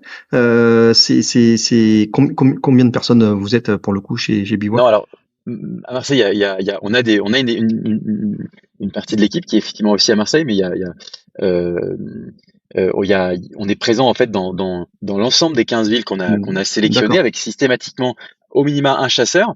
On a aussi voilà des personnes qui sont présentes un peu à droite à gauche. Une partie de l'équipe était en fait en remote. Ouais. Le gros des effectifs est néanmoins à Paris au siège. Voilà, Paris Yes. premier ou depuis là où depuis je t'appelle.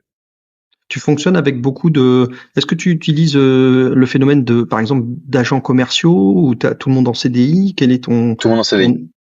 T'as tout le monde en CDI, d'accord. Parce que tu aurais pu aussi fonctionner avec des mandats ou avec des espèces d'agents commerciaux qui te donneraient une certaine forme d'agilité, mais peut-être d'autres contraintes. C'est une forme d'agilité de pouvoir ajuster effectivement en fonction de l'offre et la demande et des évolutions du marché.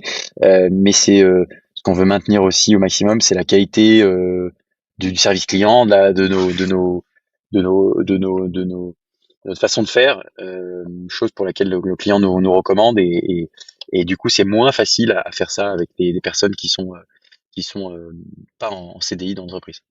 D'accord. Toi, par rapport à la concurrence, tu as une tendance à vouloir être totalement transparent et par exemple à publier tes comptes, ce genre de choses, ou justement tu essayes d'éviter qu'on puisse aller trop. Tu sais qu'on peut faire de la publication de comptes anonymes. Enfin, oui, anonyme pour pas donner trop d'informations. Toi, quelle adoption tu as de ça? Tu t'en fiches, t'avances dans ton coin tranquille ou On n'est pas très centré sur la concurrence, c'est pas ce qui nous vaut plus mieux être focus concentré sur sur ton propre développer notre projet, quoi. vision et notre projet, oui, voilà. Je suis même pas. On entend parfois des chiffres, etc. Mais c'est pas une question qui m'habite tous les jours de savoir combien font les concurrents. Aujourd'hui, nous on rend disponible voilà toutes nos même nos performances sur tous les investissements qu'on a réalisés, le nombre. D'accord, Voilà, il y a une page d'ailleurs qui s'appelle nos performances, qui est sur notre site internet. d'accord. Oui, On parle de manière transparente des performances qu'on a fait dans les différentes villes, etc., à comparer avec celles de d'autres ou celles qu'on pourrait trouver sur le marché en moyenne. ouais, je C'est vois ça. Jolie page, c'est d'accord. 1800 c'est projets réalisés, etc. 380 millions d'euros investis, ok, depuis 2017. Bon, exactement. 7,67% de rendement moyen. Waouh, pas mal. Cool. D'accord. Ok. Yes, yes, yes. Elle, Voilà, bah d'accord. après il faut rentrer dans le détail par ville, par type de Ouais, ouais. bien, les délais effectivement de mise en location, le pourcentage de prise de valeur des biens qu'on a achetés aussi, etc., qui qualifie aussi la qualité des biens qu'on a, des investissements qu'on a pu trouver pour nos clients. Euh, voilà, on pourrait parler Comment, avec d'immobilier. Pierre-Antoine, Martin, ton associé, comment vous êtes répartis un peu les rôles, qui fait quoi, la responsabilité, par exemple, au niveau de votre croissance, il y en a un qui est plus sur l'encadrement, le management, l'autre peut-être stratégie finance. Comment vous avez réparti un peu les rôles, Pierre-Antoine est et plus sur puis, enfin, il est responsable des opérations, donc il s'occupe de vraiment diriger nos équipes avec nos managers, bien sûr, de chasseurs, d'accord. on a créé plusieurs postes en fait avec nos conducteurs de Mhm. travaux, ceux qui sont aussi au customer success, voilà, au suivi client. Et puis moi, je m'occupe par ailleurs des aspects, voilà, donc un petit peu marketing. On fait pas mal aussi d'analyse de données. On travaille pas mal avec la presse pour essayer de diffuser aussi notre expertise, notre savoir-faire. Donc ça, c'est moi qui m'occupe de répondre, tu vois, à toutes les interviews, les demandes Mhm. d'interviews et choses comme ça, représenter la société.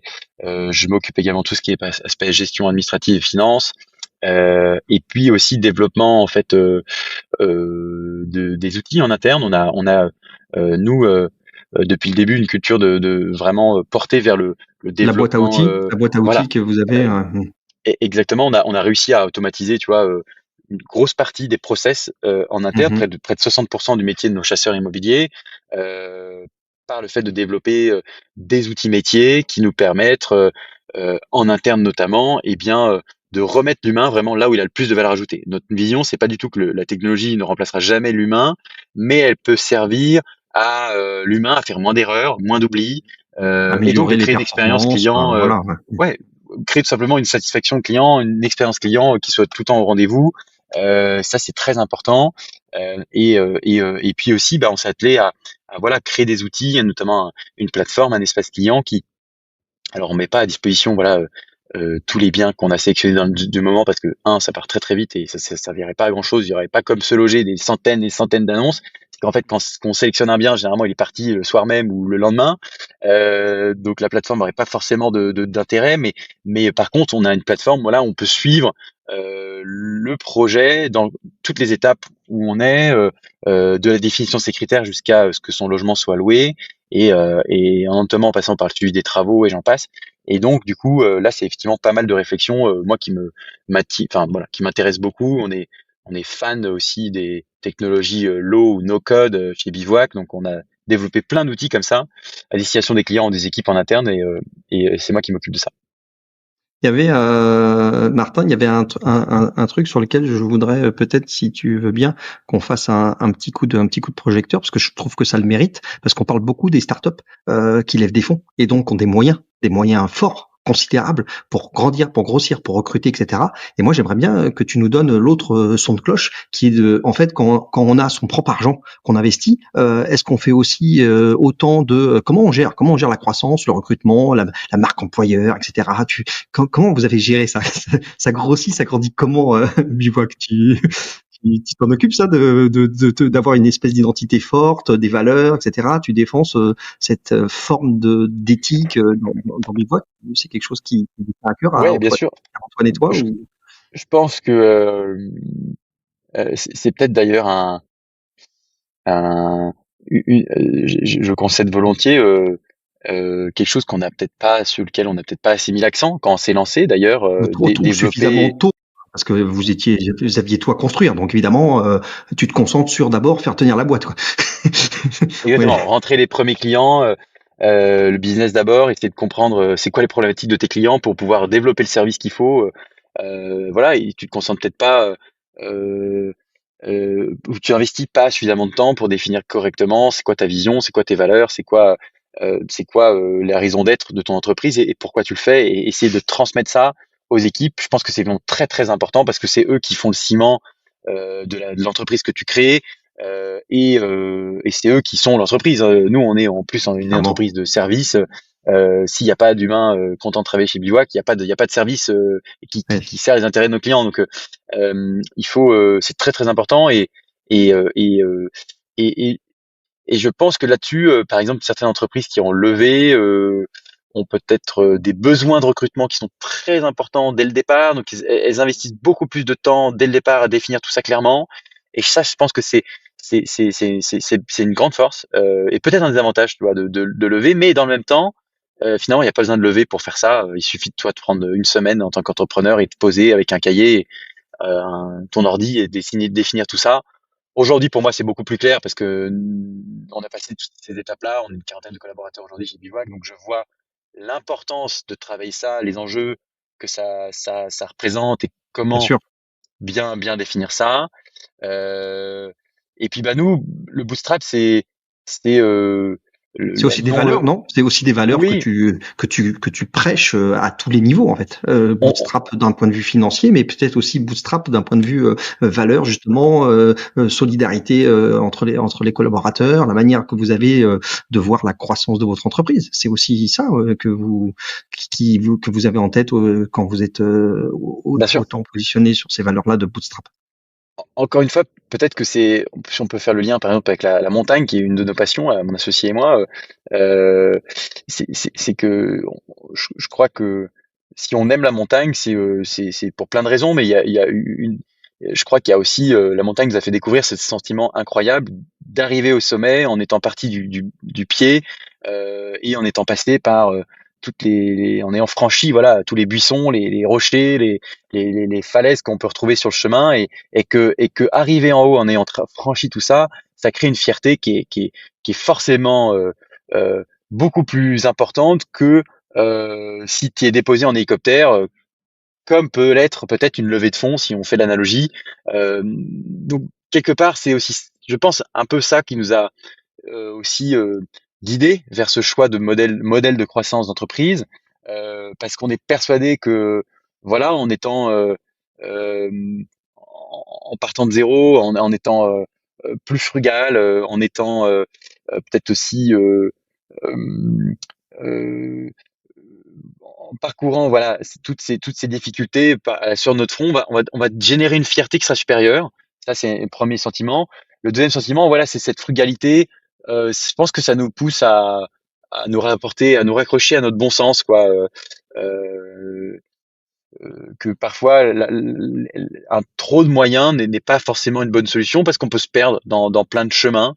Euh, voilà, c'est comme le randonneur qui arrive à un croisement et qui se dit bah en fait moi j'ai j'ai j'ai j'ai j'ai des jambes de robot, je suis capable de courir à 100 km/h, donc je peux tester n'importe quel des chemins avant de finalement de choisir le bon parce que j'aurais testé, je serais allé dans tous les impasses et puis je serais revenu à ce croisement et reparti sur le bon chemin qui me permet d'atteindre le sommet. Euh, c'est pas important parce que j'ai toutes les réserves en stock pour Pour voilà faire ça, ouais. me permettre de faire ça. Et nous, on a choisi de peut-être être un peu plus frugal, mais quand tu arrives au croisement, bah certes, tu vas peut-être un peu moins vite tout de suite. Ouais, mais tu Tu te te poses poses et peut-être tu des prends le bon questions. chemin, quoi. Alors pas toujours, hein, on fait des erreurs et ça, faut pas s'en interdire d'en faire parce que c'est aussi un moyen d'apprendre. Voilà, je crois que tu es bien placé pour le dire parce que tu ne perds jamais. Ouais, ça, Quand tu échoues, tu gagnes on est au tout bon le endroit temps. là. Voilà, et C'est clair. donc je pense qu'il faut pas s'interdire de faire des erreurs, de prendre des mauvais chemins. Mais parfois, ça vaut peut-être le coup aussi de se poser 2 secondes de plus et de dire, ok, c'est vraisemblablement dans les 3 chemins qui sont proposés à moi, lequel a le plus de chances d'être le bon. On sait Yes. jamais, bien sûr, avant d'avoir pris ce chemin justement. Moi, je trouve que c'est ça qui nous a aussi raccordé avec cette vision-là. Et puis, c'est surtout une question de, voilà, je pense très personnel en fait. Nous, on, on apprécie aussi le fait de développer une entreprise qui a des vraies valeurs humaines, qu'on a envie de développer à notre image, voilà, se dire qu'on est là en train de créer quelque chose de durable, qui est pas, qui est peut-être là pour durer 5, 10, 15, 20, 30 ans, 50 Aujourd'hui, ans, je sais pas. votre étoile du Nord, ça reste aujourd'hui comme vous êtes. Vous n'avez pas de velléité je dirais, de revente, rachat, levée de fonds. A priori, ça fait pas partie de l'ADN. Vous êtes avec Pierre-Antoine, vous êtes plutôt aligné sur le fait que c'est un projet de vie que vous avez encore envie de pousser, mener vers la suite des ambitions, en fait. Vers d'autres sommets, ça c'est une certitude. On vise toujours Mm, mm. les sommets et les nouveaux challenges qu'on n'a pas encore Et gravis. tu vas y aller, tu vas y arriver, puisque là tu disais une quarantaine de collaborateurs. Il y a comme ça des espèces de caps, de paliers.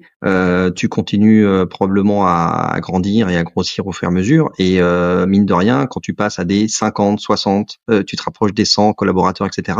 Bah ça s'accompagne de d'autres voilà de d'autres paliers à tout niveau, hein, puisque mine de rien, voilà, là déjà à 40 personnes, je pense que vous avez mis en place obligatoirement de la structuration, du middle management, parce que sinon ça fonctionne pas, quoi. Hein. Tu peux pas être Ouais, bien sûr, bien sûr. à 40 personnes en râteau, ça marche pas, hein. C'est pas possible. Donc ouais, c'est Les joies de structurer une entreprise, c'est sûr, et tout le monde y passe.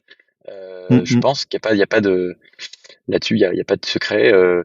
Non, je dirais que demain, l'avenir, on sait pas encore de quoi il est fait exactement, par quel col on devra passer pour arriver au sommet.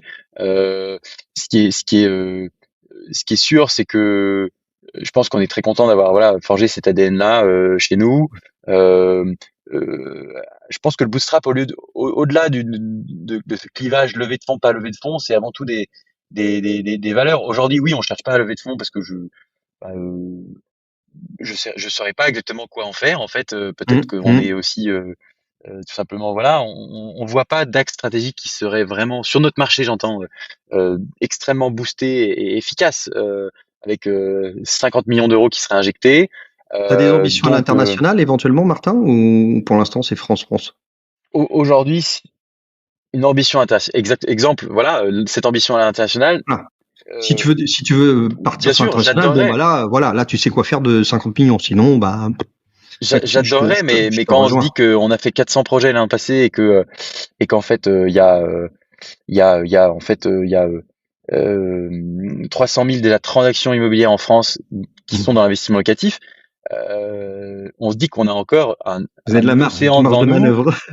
et que ça vaut peut-être le coup de pousser encore un peu sur ce marché national avant d'aller se perdre vers du marché international comme l'ont fait certains de nos concurrents qui ont levé énormément d'argent et je crois pas pour. Avec Ils en d'autres parleront, ils en parleront mieux problématiques que moi, mais voilà. Ouais, et d'autres problématiques juridiques, locales, qu'il faut reproduire à l'échelle de chaque pays, C'est ça. c'est encore une autre échelle, hein. On Notre, est d'accord. notre produit de base, le marché dans lequel on évolue, malheureusement ou heureusement, je Mhm. sais pas, il est à chaque fois spécifique en fonction de, voilà, si on va en Belgique, si on va en Espagne, si on va en Italie, c'est pas les mêmes lois de l'immobilier qui s'exercent, c'est pas les mêmes lois du financement, c'est pas les mêmes lois C'est fiscales. clair. Donc c'est toute une mécanique à réapprendre, ce qui est formidablement intéressant, mais qui nécessite aussi de gros investissements et pour lesquels voilà, on se dit on n'est pas encore prêt. L'immobilier, c'est du long terme, ce qui fait que tu ne ressens pas trop fortement dans ton modèle économique les soucis de ben voilà, on est en 2023, les soucis d'inflation, de plus difficile d'obtenir des prêts, tout ça, ça a un impact sur votre business. Tu le Si, sens que ça vous a obligé à vous carapacer un peu. J'imagine c'est peut-être d'autres idées, innovations ou manière de faire, parce que c'est comme une sorte de mini-crise, je sais pas comment on peut dire ça comme ça, mais bien ça a sûr. obligatoirement un impact sur votre marché, quoi. Vous êtes Ouais, ouais, concerné directement, quoi.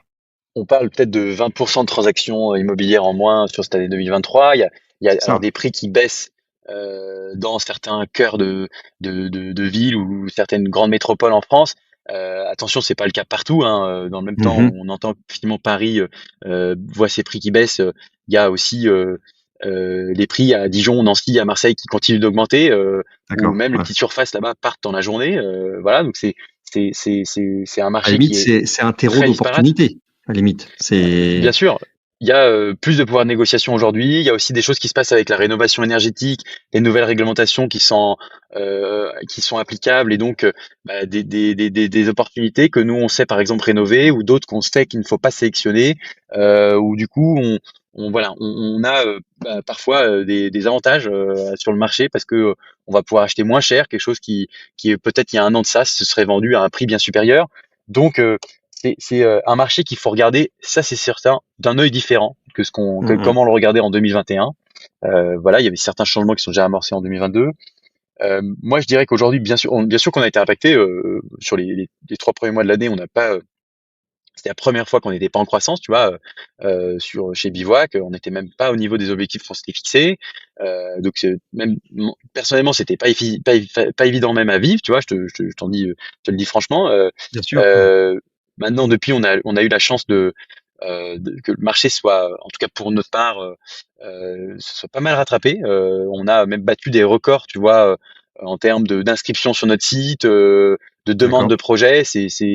Alors peut-être aussi dû à un effet report en fait de tous ces gens qui ont un Mhm. peu attendu, qu'on essaie de regarder, voir, voilà, est-ce que l'immobilier s'effondre, se casse la gueule, comme veulent bien prêter entendre les journaux. Euh, et puis finalement, bah, 2 mois après, 3 mois après, les prix n'étaient pas tombés de 50% ou 30% pour autant.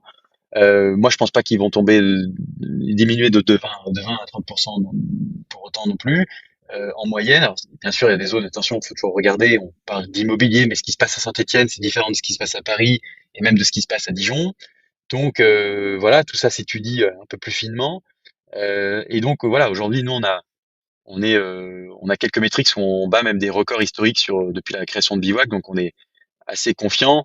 Euh, je, je, je pense aussi que finalement la conjoncture, alors elle a un impact. Hein, tu vois, tous nos clients euh, ont parfois plus de mal à obtenir un crédit. Il faut aller chercher d'autres banques. Ou alors ils investissent, au lieu d'avant ils investissaient 300 000 euros, maintenant c'est plus que 250 000 qu'ils peuvent emprunter. Donc ça réduit le budget total. Ce qui est sûr aussi, c'est que cette conjoncture finalement elle renforce un peu notre positionnement parce que on avait déjà par le passé beaucoup de gens qui venaient nous voir pour faire du locatif à défaut de pouvoir acheter une résidence principale dans une grande ville comme Paris, comme Lyon, comme Nantes où les prix sont très très chers par rapport aux revenus moyens.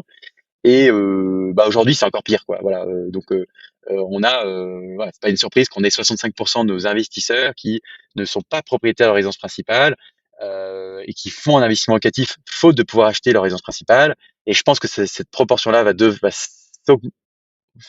considérablement augmenté parce que les taux ont quadruplé, mais les prix des biens, pardon, n'ont pas baissé d'autant, quoi. Voilà. Cette actualité a provoqué dans ton équipe des inquiétudes, des remous, comment ou pas? Est-ce que quand on est en bootstrap, est-ce qu'on a une gestion différente du stress ou de ses équipes de collaborateurs?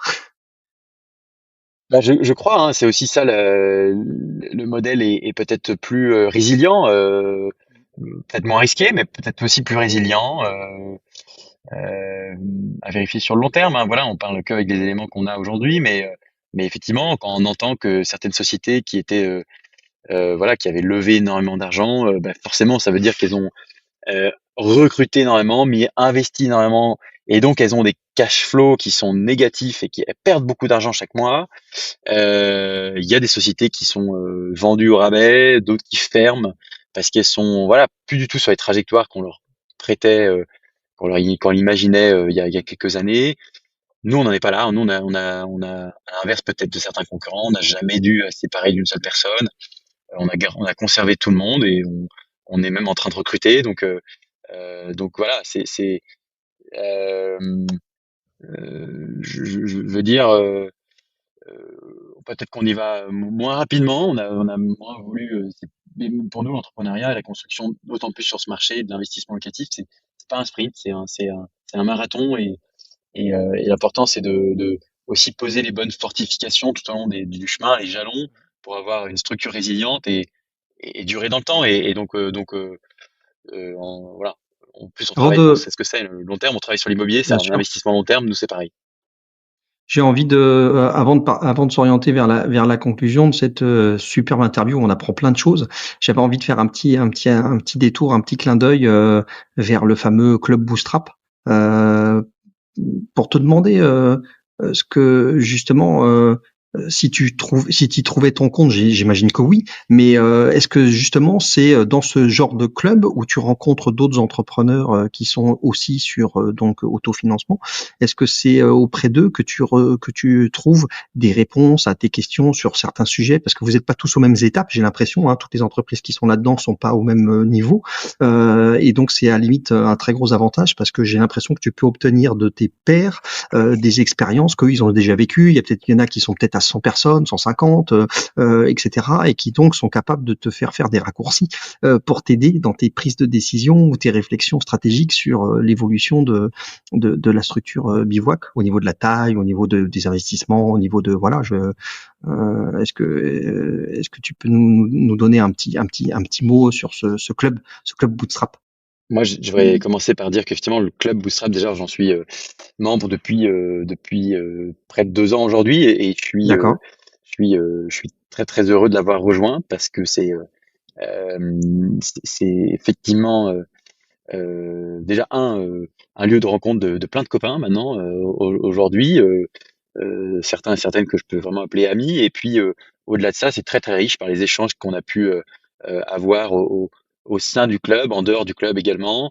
Euh, je, je pense que ce qu'on doit en retenir, c'est que vraiment c'est cette intelligence collective qu'on arrive à activer Ouais, c'est ensemble ça. parce que on se rend compte on est tous confrontés au même problème. Effectivement, certains qui ont des sociétés beaucoup plus avancées que d'autres, avec plusieurs centaines, voire milliers de collaborateurs, totalement bootstrappés, ont connu des problématiques qui sont les nôtres actuellement quand on en est rendu à un échelon un peu inférieur. Euh, Au-delà de ça, je crois, ce que j'ai vraiment retenu, oui, c'est une vision d'entrepreneuriat qu'on partage tous, une envie de développer voilà une croissance durable, pérenne, dans le respect de certaines valeurs humanistes aussi. Euh, voilà, avec un gros focus sur le bien-être des collaborateurs, une croyance hein, Mhm. que c'est en prenant soin de son jardin, donc de ses équipes, de ses clients, qu'on va euh, eh bien fertiliser le terreau pour une croissance vraiment prolifique et durable. Et ça, c'est vraiment quelque chose que j'ai retrouvé. Et puis, je terminerai par dire que voilà, c'est aussi l'accès à plein de ressources, des contenus effectivement qui nous évitent de réinventer tout le temps la roue, parce que quand on se pose la question de comment structurer une équipe de sales, eh ben, en fait, certes, il y a 10 personnes qui Il y l'ont en a déjà d'autres, fait et il y en qui a ont d'autres qui l'ont fait. synthétisé une connaissance. Voilà, voilà. Oui, Et en plus de ça, oui. synthétiser une connaissance qu'on va pouvoir retrouver dans une masterclass, qu'on va pouvoir retrouver voilà, en Mhm. échangeant au sein du groupe. C'est c'est vraiment un accélérateur de connaissances. Et puis aussi un lieu où on peut réfléchir, se questionner sur des problématiques plus profondes, tu vois, sur l'ambition, pourquoi est-ce qu'on fait Bien sûr. ça, qu'est-ce qui nous anime au quotidien, quels sont nos enjeux, qu'est-ce qu'on a envie de régler pour les mois, les années à venir. C'est très fort et je pense que nous fait grandir Mhm. personnellement en même temps que nous faire grandir nos sociétés, quoi. Ouais, bah ça me fait chaud au cœur et plaisir d'entendre ce genre d'initiative. C'est grâce à ça d'ailleurs que je t'ai repéré Je recommande vivement. sur LinkedIn notamment. Donc voilà, oui, effectivement, j'avais envie que tu nous racontes un peu de ton point de vue parce que on parle souvent quand même. Toi, tu as un associé, mais on parle quand même assez souvent de la solitude de l'entrepreneur voilà qui est vrai. Hein, et donc je pense que ce genre d'initiatives sont très intéressantes, comme tu dis, pour voilà, accélérer, avoir des retours, des feedbacks, des partages d'expériences croisées qui sont très très intéressantes. Eh bien Martin, nous y voilà. Les questions de la fin. Les questions de la fin. Première question, c'est est-ce que vu qu'on est sur je ne perds jamais, soit on gagne, soit on apprend. Moi, je voudrais que tu nous racontes comment tu apprends. Est-ce que tu as une référence, un livre, une manière que tu voudrais transmettre sur comment toi tu apprends et quel a été peut-être le livre qui t'a le plus marqué ou n'importe quoi, un film, un podcast, enfin peu importe. Est-ce que Ouais, tu je suis en vélo à Paris, donc j'ai peu de temps ah où j'écoute ouais, pour du lire c'est compliqué podcast, à vélo. parce qu'à vélo, ouais, où je lis, voilà, mais je m'efforce effectivement de lire de temps à autre quelques bouquins, alors des romans, mais aussi des bouquins de business. Euh, et il y a vraiment deux types de livres que je lis. Il y a des livres par exemple, très techniques, parfois. Là, je recommande fortement, par exemple, euh, les livres sur les OKR. Euh, D'accord. donc, il y a Objective Key Result. Hein, exactement, notamment sur le livre qui s'appelle Measure What Matters de John Doerr, qui a théorisé ça il y a quelques années. Il y a plein d'autres ressources hein, sur le sujet. Vous y trouverez, ouais, je ouais. pense, votre compte. C'est une Je méthode, mettrai par exemple. les notes dans l'épisode, ouais, les références. Voilà, je pense que c'est quelque chose voilà, qui est très technique, mais qui est sur comment euh, créer une Je l'ai certaine. pas lu, hein. Je vais m'y mettre. Je vais regarder Ah, s'il mais existe je te en recommande vraiment audio et vivement. je vais le Pour regarder que tu sois seul ou en équipe, celui-là. comment vraiment aligner tes efforts pour aller plus vite vers tes objectifs finaux. Et c'est très intéressant.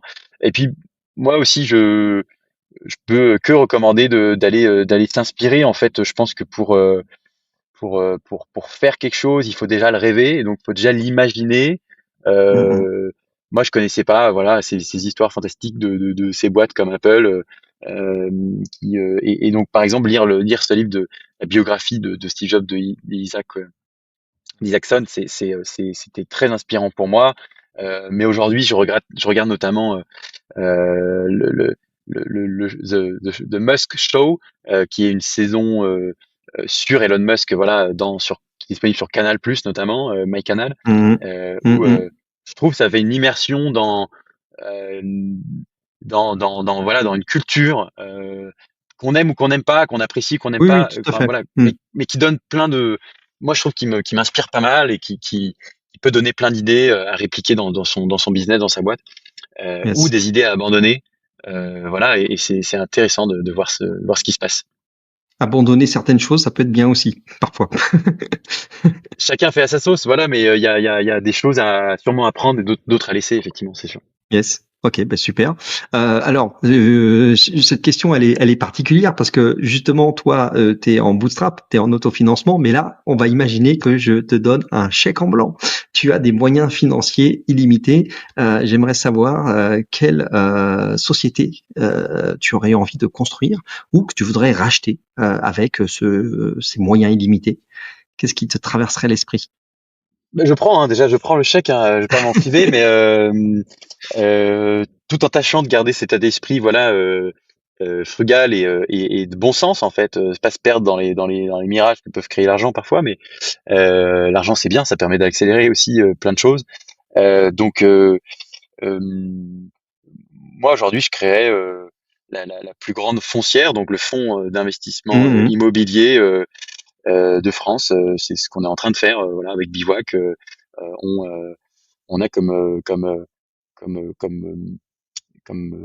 vision de développer la plus grande foncière d'appartements studio ou T2 en France. Donc demain d'être le plus grand. Au moins, t'es raccord, t'es aligné avec ce qui te transporte en ce moment, c'est ce projet. Ouais, ouais, parce qu'aujourd'hui on Mm. adore ça. Et puis ça serait faux de dire qu'on n'aime pas ça et que j'aime plus faire ça. Et que Mhm. demain j'ai aussi la chance de voilà de travailler dans un secteur où d'ailleurs c'est marrant, hein, plein de nous on a pas mal de clients aussi d'ailleurs entrepreneurs qui ont vendu leur boîte et puis bah, aujourd'hui qu'est-ce qu'ils font? Ils font de l'immobilier. Alors ils viennent nous voir quand ils ont pas le temps, ils ont pas l'envie de tout faire. Et on se dit en fait avec moi aussi souvent on a énormément de chance de pas avoir même si ça doit être passionnant de vendre des couches, hein, je dis pas, mais au moins aujourd'hui je vends pas des couches, je vends déjà un produit voilà, enfin, moi j'estime que c'est une chance pour moi qui me Mhm. passionne et sur lequel je pourrais y passer ma vie, voir. Et donc ouais, je pense que demain, on me donne beaucoup d'argent, je serais toujours à cœur de voilà, bah, peut-être monter des fonds dans l'immobilier, mais aussi toujours continuer d'aller dans cette démarche de C'est ta mission, simplifier quoi. C'est vraiment l'investissement, c'est bien une sûr. mission voilà, qui te prend les tripes que tu incarnes. Simplifier l'accès à l'immobilier, ça c'est quelque chose qui m'anime parce que c'est un secteur passionnant où il y a encore énormément de choses à faire et je crois on a une vraie valeur ajoutée à pouvoir apporter là-dessus. Bon, bah, tu vois, le chèque en blanc est mérité. Écoute, c'est tout le mal qu'on te souhaite avec tes fonds propres, puisque tu es sur cette stratégie-là. Et on est voilà, tout big up pour ce que tu as déjà fait jusqu'à présent. Dernière question avant qu'on se quitte, vu que tu es maintenant passé sur ce podcast, tu as pu voir que on a passé un beau moment. Enfin, j'espère. Est-ce que Tout est-ce à que tu fait. aurais Très content des d'avoir envies? pu échanger Bon, avec bah toi. écoute, c'est un plaisir partagé. Est-ce que tu aurais comme ça quelqu'un, un invité ou une invitée que tu voudrais me recommander ou que tu connais ou que que je pourrais aller inviter si c'est voilà quelqu'un Eh ben qui écoute, t'intéresse, ouais, il y a quelqu'un en tête. qui te J'ai vient. quelqu'un en tête. Mmh. Il y a peut-être Laurent de la Clergerie qui. Tu vas me dire quel est le lien que j'ai avec lui. C'est Euh, LDLC. voilà, LDLC tu dois connaître, Ouais, qui est une c'est très mon belle époque boîte. ça, hein, c'est mon époque à moi, hein, c'est ma Voilà, génération de boîte d'informatique, e-commerce.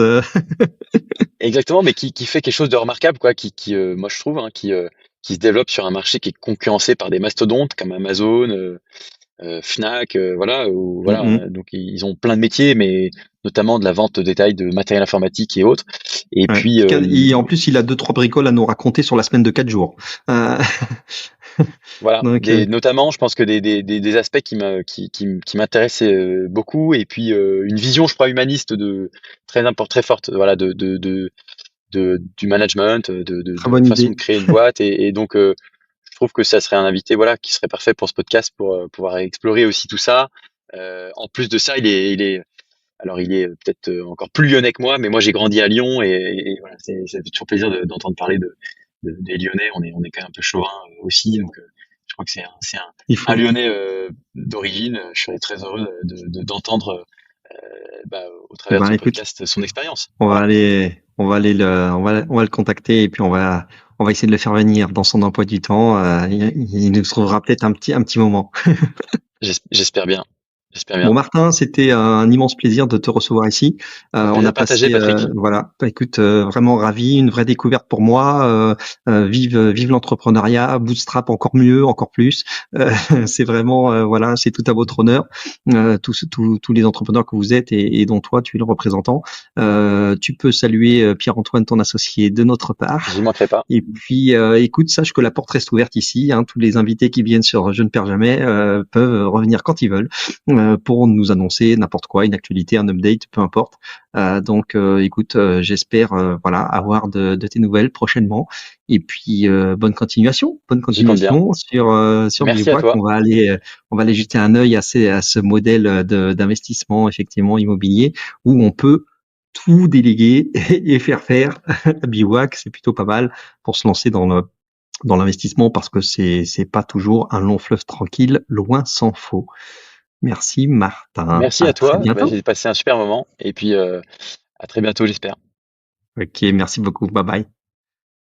C'est déjà fini pour cet épisode.